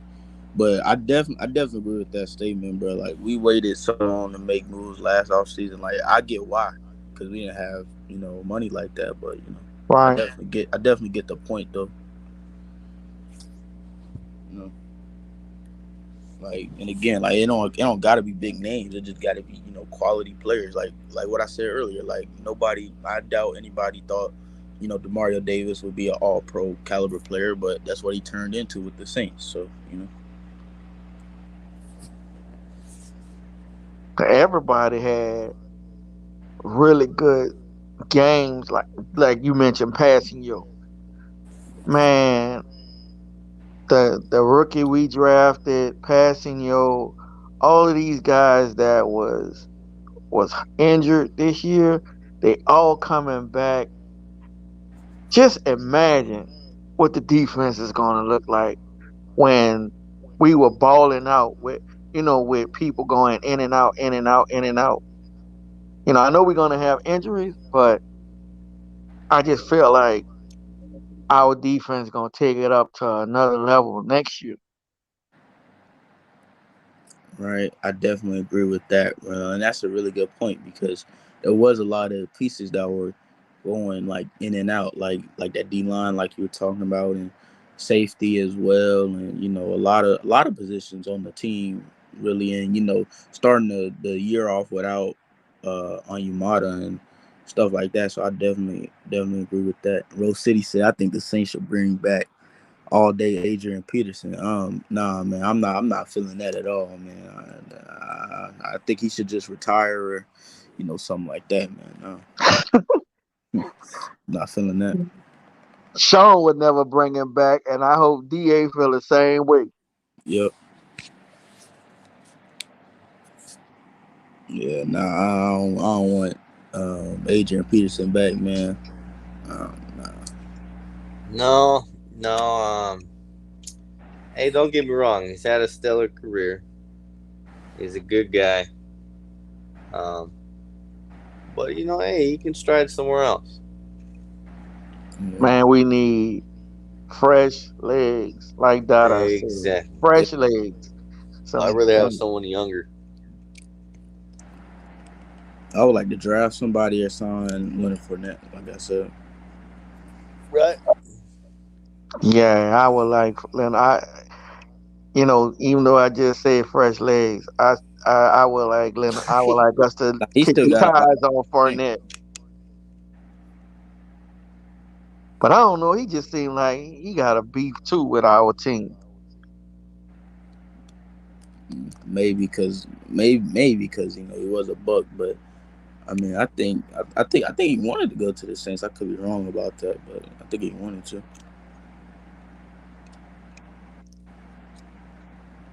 That'd be crazy. Yeah, Having Leonard Fournette.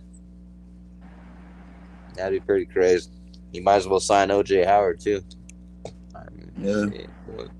Gronk said the only way he come back is if Tom Brady come back, and if not, the only other quarterback he would want to play for he want to go to Cincinnati and Mhm. play with Burst. Yeah, I said that boy Gronk something, man. He's kind of bad. He's something.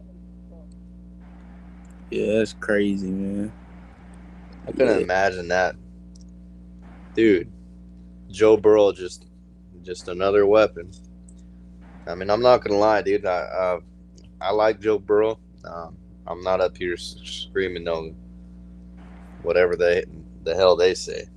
Um, not even gonna say it. It's who that and only Who who they? that. They said who they? Yeah, you know what I Yeah, mean. it was. Man, they even had a defensive player that was stacking like Cam. I'm like, wait, age is going too far now. They stealing everything. Right, they're stealing our Right? players too. Stealing Oh, our players, stealing our who that, stealing Cam celebration.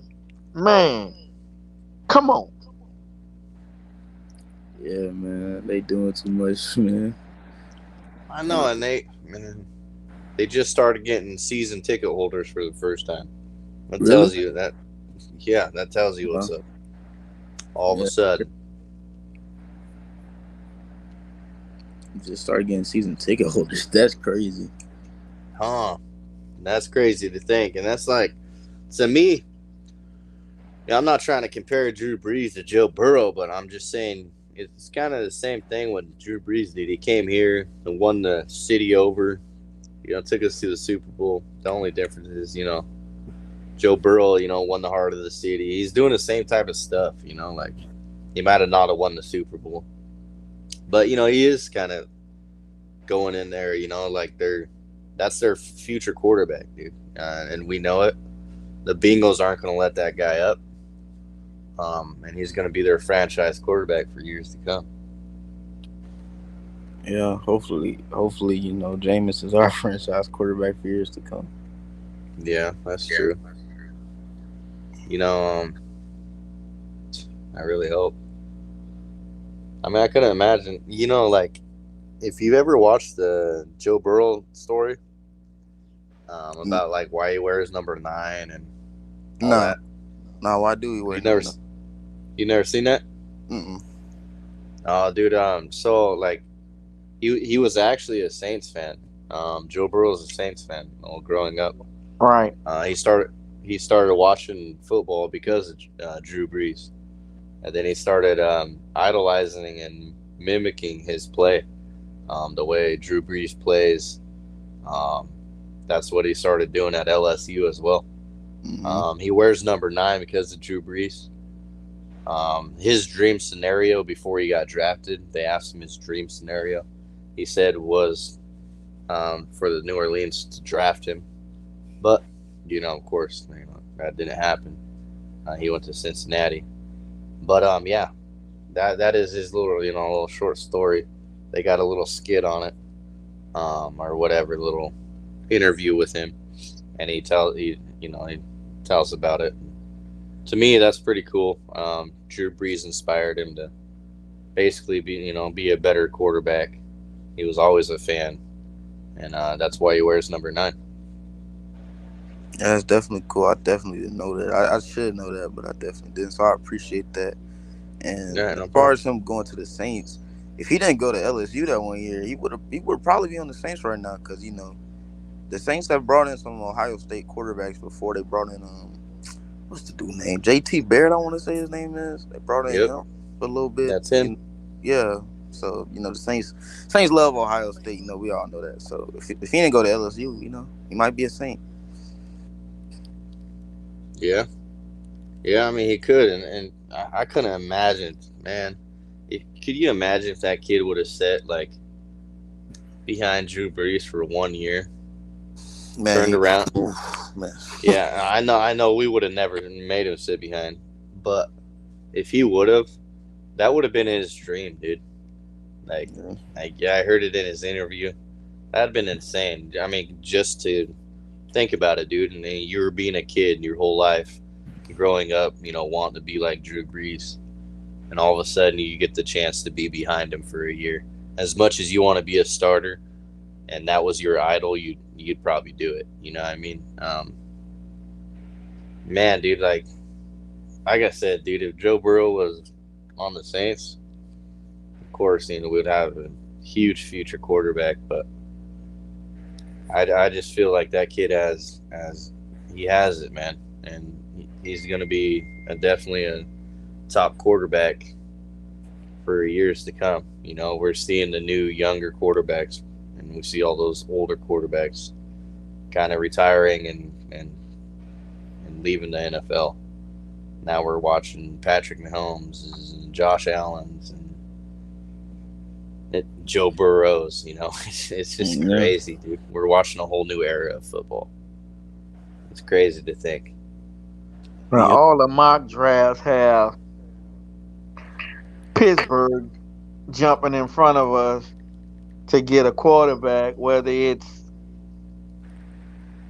Corral, Kenny Pickett, or Malik Willis. So I think maybe that'll be what dictates if we pick a quarterback in the first. You know, if it's a quarterback that they like sitting there, they gonna jump on him. But if Pittsburgh jump us and pick at 17 and take the last quarterback that they think um that they like, then we're gonna go in another direction. And I kind of wish that happens. So you don't think there's a scenario where they trade up with us, or No, because they think we want a quarterback. I Uh, think uh, Pittsburgh think we need to jump New Orleans because they're going to try to pick a quarterback. I think they're gonna trade with uh the Chargers because they think we're in the market for a quarterback unless we make a signing early. I don't even think that would make a difference. They don't want to take a chance of us picking a quarterback because I think they're in more of a need for a QB than we are. all right, yeah, yeah, okay. I definitely see what you're saying. Now you saying even if we do sign a Jameis or a Teddy, they don't look at them guys as franchise quarterbacks, so they think we still might take a quarterback. I see what you're saying.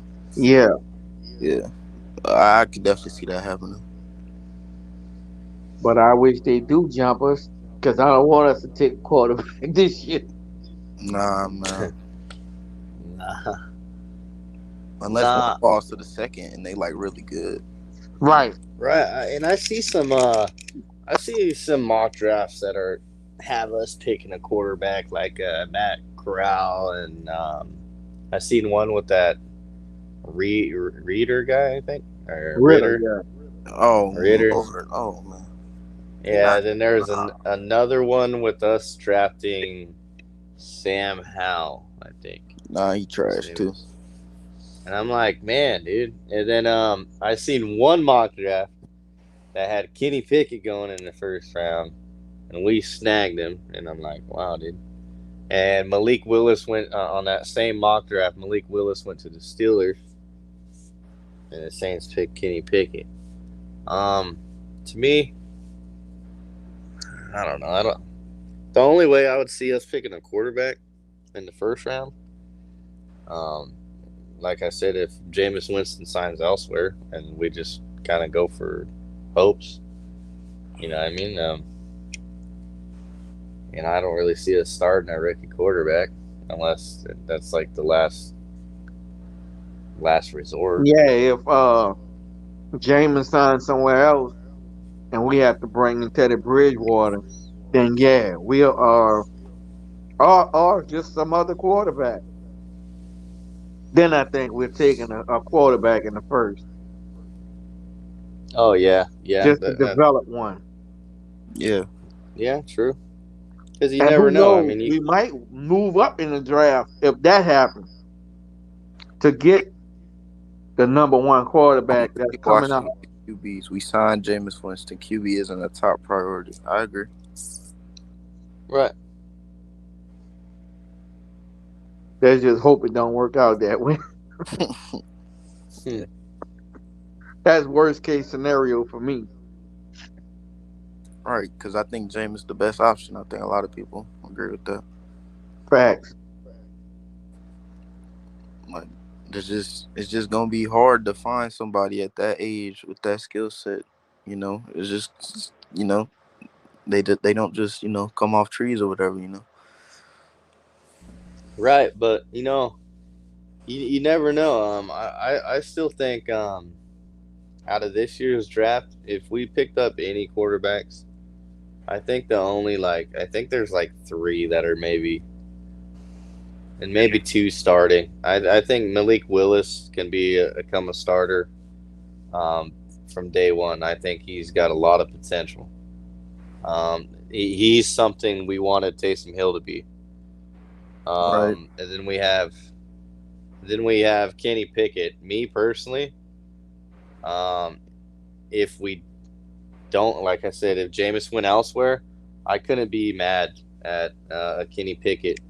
I believe that kid's gonna be better than we think. I think he's gonna definitely. I think he's gonna surprise. If you guys remember how Justin Herbert, he wasn't a really big name. Um, I hate to compare the two, but I really feel how Justin Herbert came into the league. People were doubting him, because he was, from Oregon and he wasn't like a really top name quarterback coming out of the draft. And they went all out and got him. And you've seen his talent. So, and I really think that's going to be Kenny Pickett this year. As much as he's falling, and the draft stock right now because the Senior Bowl. We haven't even hit pro day yet, so just watch out for that. I remember I said that Kenny Pickett. I think wherever he goes, if he starts in the league, I think he'll be pretty good. Hold on, Lynn. Okay, I see you, Joe Mama. Hold on. But yeah, man, Kenny Pickett, I could definitely see the Saints taking him if Jameis signs somewhere else. Some that's on the lookout though.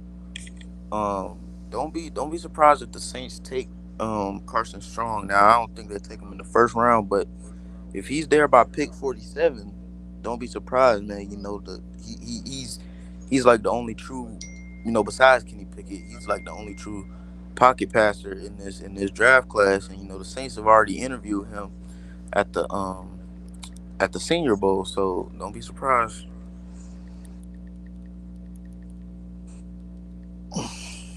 Yeah, yeah, definitely. I want to be surprised, man. And hey, he's a good pick too. He's got a strong arm. Yeah, I think he's got a good arm. And I think his draft stock is gonna rise come pro day. I really do. Come closer to draft, I really think NFL Combine. I think that guy is gonna move up in some rankings. Um, if you don't believe me, just pay attention to Carson Strong. And the Saints have already looked into him. yeah, they Um, interviewed him. yeah, they interviewed him.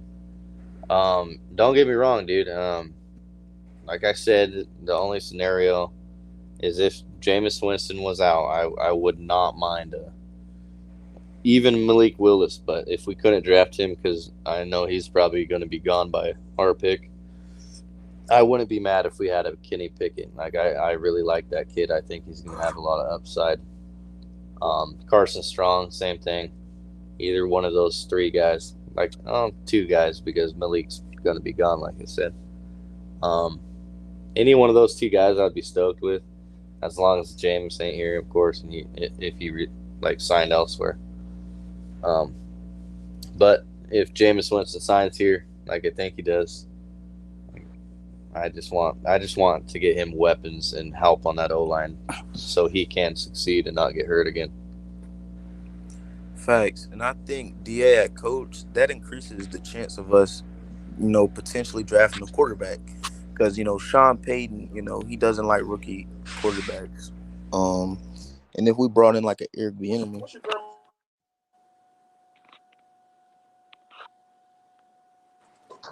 and if we got like an Eric Bieniemy or someone like that, they would have probably brought in like a superstar. So I feel like getting Da like that increases our chances of getting a rookie quarterback. Yeah, I mean, you never know, dude. You never know until it's fully fully signed and on the dotted line with Jameis Winston. And with that being said, I mean, as we have to wait until this off season, and I believe that's like a month away, um, to where we could sign like re-sign him. So as long as the Saints pull the trigger, I think it'd be awesome. And if we don't, then we're gonna see definitely a whole new era. But at the same time, I think if we do get a quarterback in this year's draft, that goes to show you we're probably trying to draft for a future quarterback, and that's probably going to show you we're trying to draft for a younger quarterback. And I'm only saying this if Jameis Winston goes elsewhere, of course. I think that's the only place we can definitely say Sean Payton dropped the ball, and that's not drafting Drew's backup years ago. I know he felt like Drew was going to play forever, but I think we're at least 2, 3 years late on drafting a quarterback. I could see that he said in interviews before that he wanted to get Patrick Mahomes, but the Chiefs moved up to 10, and we were obviously at 11 where we picked Lattimore, which I'm happy with. And I mean, I just don't know how true that is, man, because like because he was raving about this in one interview, man. Like, I knew he was gonna be this, I knew he was gonna be that. If you knew he was gonna be that, then why not move heaven and earth to get him? Like, if you think you got your quarterback, you move heaven and earth to get them. Come on, Drew. Right. You just missed that pass. Really, Drew? You But really yeah, just missed it? Kes says, will he be healthy in time for next season? It's a big injury. I definitely think he will be. He being Jameis Winston will be healthy next season, man. Because he looking like he pretty. Uh, wait, maybe. He looking Oh, just how Quan was looking last year. Okay, well, that just happened. Back to talking. Meme review.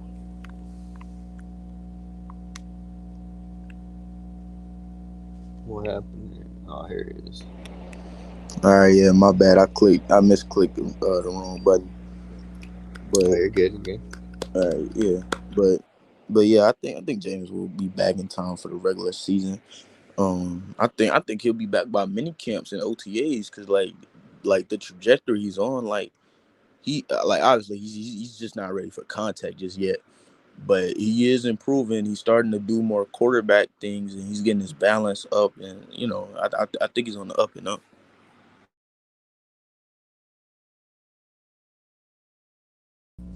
Definitely, and I keep seeing his workout videos. You can see he's thirsty to get back on that field, and that speaks volumes in itself. Honestly, Facts, man. Like the man work ethic is like you could question whatever else you want about Jameis, but you cannot question his heart and his work ethic, man, because he works really, really hard to be good, man. Masked up, your profile picture isn't there anymore.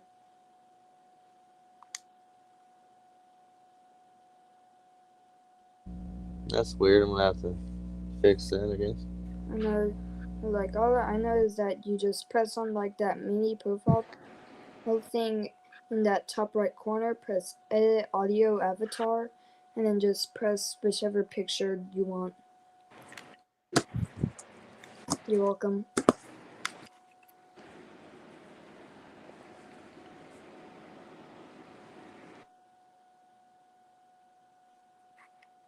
Ah, yes, silence. Yeah, it is pretty quiet. There's not really else to talk about. No, man. I've been up on. Oh, dang, dude, we've been going for like just nearing up on 4 hours. Yeah, it's about to be 4 hours soon, man. Holy cow, dude! Yeah, that took my day by storm. Huh? Well, with that being said, guys, I want to say thank you for hopping on my channel.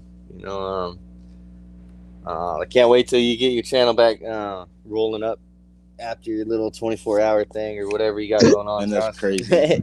Yeah, that's I crazy. know it's crazy, It's still bro. going. Even after 24 hours or 48 hours, it's still going. I think I got fully striked for a week. Kind of like on how famous YouTubers do. Well, Man, Mask Up doing a great job, man. Enjoy being on here.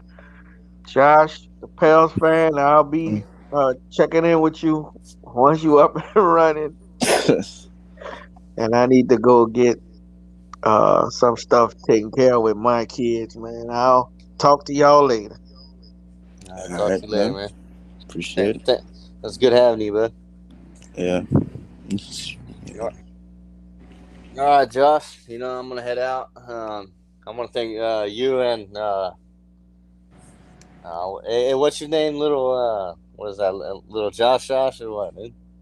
I'm your son now. I'm Oh, dang. Masked Up and Josh's son now because my name is Masked Up Jr. and Josh the Pels Fan Jr. I'm your son. Oh, shoot. All right, well, I got kids. Hey, I got kids I didn't know about out there. Hey, God damn. Now you With got that being one. with that being said, I'm gonna go ahead and hop off this live. But hey, thanks for having or thanks for having me. Hey, that's The good. Pelicans facts. Oh yeah. I was just reading Dada comment. Oh yeah, go ahead. He said, Yeah, you said to what I said. Facts. I don't buy that out of Sean Payton. If you said Patrick Mahomes on that radar, bull crap. Drew wouldn't go for it. Sean wouldn't pull the trigger. Scared of Drew feelings. That's maybe. Right? Yeah, I can see that. Yo, before we end the stream, it has to hit 4 hours of being live. We I just mean, got that would help mask up watch time. we Oh, really? Yeah, just All got right, that man. We would got help your four watch time. minutes.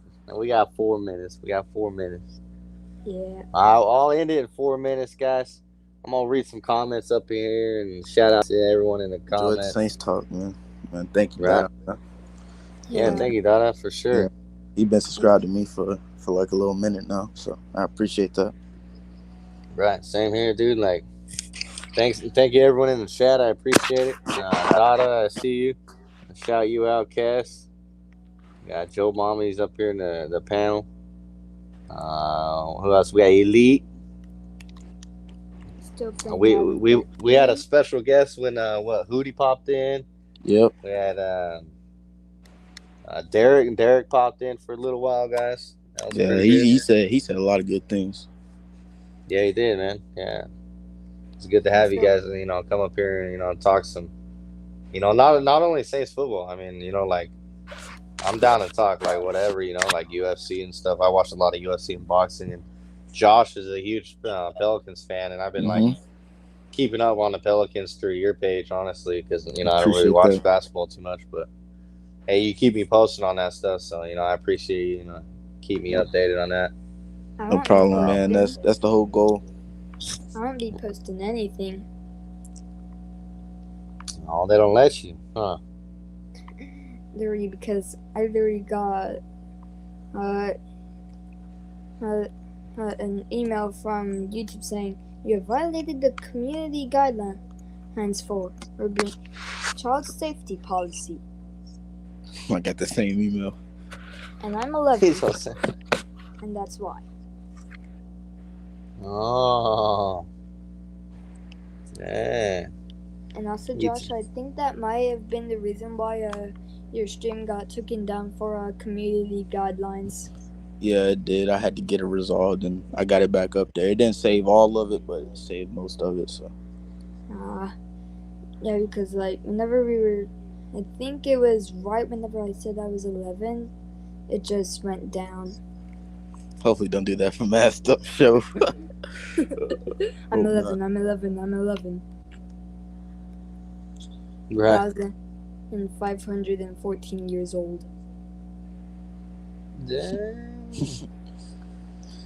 Man, dude, I can't believe we're going strong for almost 4 hours today, bro. Like, damn, the time It was just time a went good quick. conversation.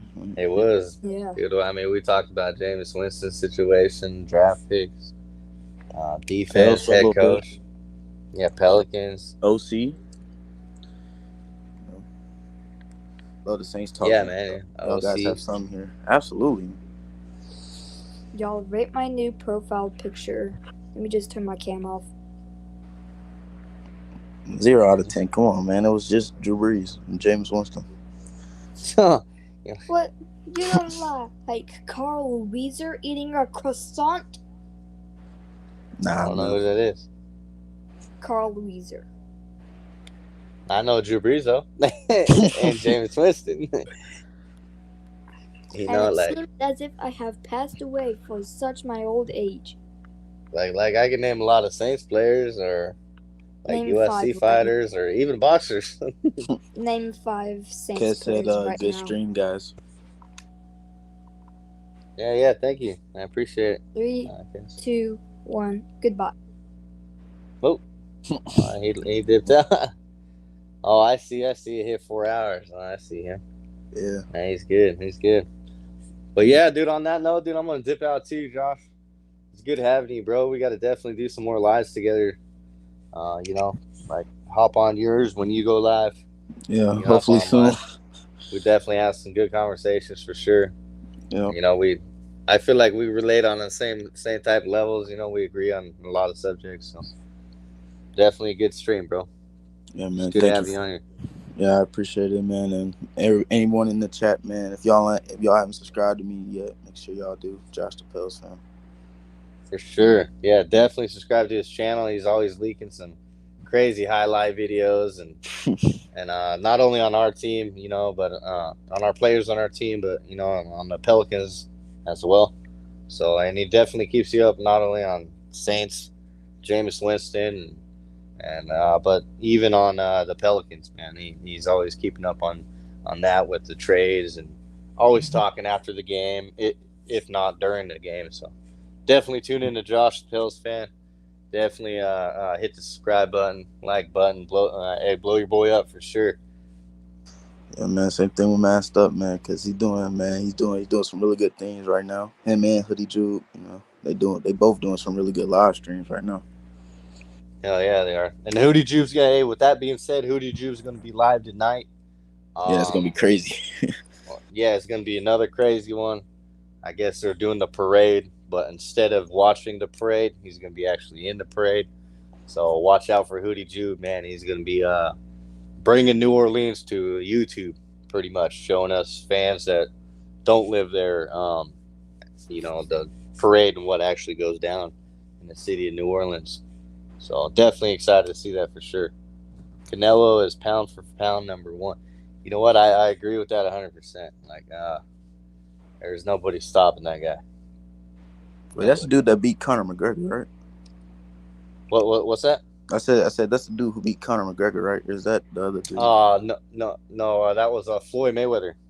Oh no, I'm talking about the UFC dude. I forgot his name. Khabib. Yeah, Khabib. Yeah, Khabib. Yeah. Khabib. Khabib was the Russian guy. He went like 29-0 and then retired.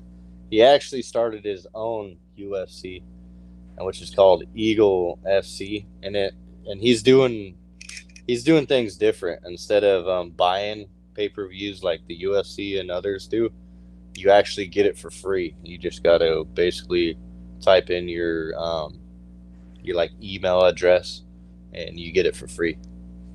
That's cool. I didn't know that. I have to look into that. Right. He's trying to change up the UFC a little bit. I think he's going to incorporate not only like UFC, but I think they said they're going to do boxing too on the side. I'm not quite sure if that's set in stone yet, but it's definitely cool to see other people do well. And Khabib Yeah. already signed. He already signed Kevin Lee, which is a former UFC fighter that got released. Um, Mm. Khabib signed him, and he has his first fight with Diego Sanchez coming up, which is another UFC fighter. That's cool, man. Someone like me that's not really tuned into the UFC stuff. I just hope they make it more marketable to casual fans like myself. Just want to tune in from time to time. But yeah, that's cool. Right? Yeah. It's definitely with the UFC, man. The only thing I don't like about, I mean, pay-per-views are $89 pretty much, Yeah, that's crazy, or man. $80, and you never know with a main event type card. I mean, you could watch let's just say you're only wanting to watch the main event fight, and next thing you know, dude, it only lasts for 3 seconds. Dude gets knocked out in the first round. Like that's not something you want to pay $80 for. Um, and I don't like paying $80 for that type of stuff anyway. So for me, um, I have Doofa Sports. Hmm. It's actually an app where I never miss an NFL game. I don't miss any big MMA cards. Um, they have that basketball. If you don't want to miss your Pelicans. Yeah, I need Um, something to watch the Pels, man, because Valley Sports oh, hates me. bro. All right, bro. I got you. So done. Download this. If you want to write it down right now. Matter of fact, I'll type it in the chat. All It's right, called Doofa Sports, and this is how it's spelled here. yeah, I need that, man. Boom. Okay, and you go look at that app. You download that app, and when the game turns on, of course, there will be a link that pops up. Close out of that link. Make sure you want to open one of the links. So you'll see it. Pretty much, it'll walk you right through it. But an ad might pop up, but that's about it. Just the ad will go away after 10, 15 seconds. And then it'll open the link, and you can press play, and you'll be able to watch your game live and without missing any game. I appreciate that, man, because Bally Sports hate me, man. Like, I was using them, like, that's like the Pelicans' main source to watch the games. I was using them earlier on in the year, and literally nothing changed since then, and now they just won't let me use it. It's crazy. Huh. Yeah, Doofa Sport, bro, I'm telling you, it's my favorite app, dude. If you have I have an iPad, so, I watch it off my iPad. I don't know if you can. I'm sure you might be able to get it on. I don't know about the laptop, but I don't have one, so I don't know how they work. If you can download an app on a laptop, I don't know if that's a thing. I'm not like computer savvy, so if that's a thing, I'm sure you can download it on the laptop. Don't quote me on it though. Like I said, I got it on my iPad. It's just a regular app you can put on your phone. You can even on certain links, like they'll have a bunch of different links on there, and one of the links it'll say YouTube. Like you can click on that. They excuse me, they do get shut down.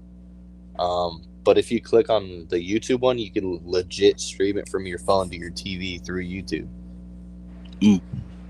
And like you get to watch the game straight on your TV, bro. Like I don't miss the Saints game. And if the Pels, when's the Pels play next? It's All-Star break right now, so next week. Oh, next. Okay. Well, I mean, hey, dude, like, there's an MMA match tonight. I don't know if it's a big main event. It might not be, but if the big main events, it'll be on Doofa Sports where the NFL is. It'll be under like an NFL game, but you'll see it. It'll say UFC link. You just click on that. Bam, dude. Yeah, I don't know. Yeah, for sure, bro.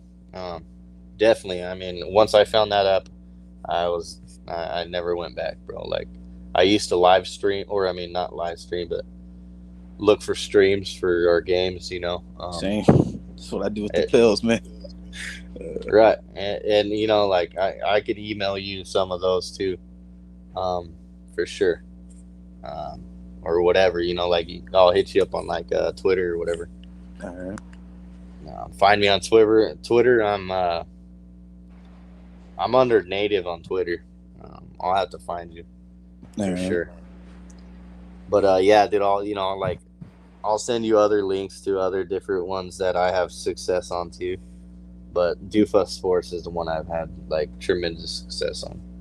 Yeah, I need that, bro, because like it's so tough to find like a Pels stream. Like you could find like the game, but me specifically, like I like to hear our commentators because me personally, I think we got the best commentators. So I'm gonna check it out. All right, hell yeah, dude, for sure. Well, bro, I'm gonna get up off here. I see Crawford beats Earl Spence. Yeah, Crawford. I mean, he's got a different skill set than anybody in that weight division. So yeah, he definitely takes Spence to the cleaners for sure. So with that being said, I'm gonna go ahead and end this stream, guys. It's been 4 hours, just about 10 minutes. So I'm gonna go ahead and pop off here. And thanks again, Josh. Definitely go check out that Doofa Sports, bro. You're definitely gonna like it. So yeah, for sure. I'll see you on the next one. Absolutely.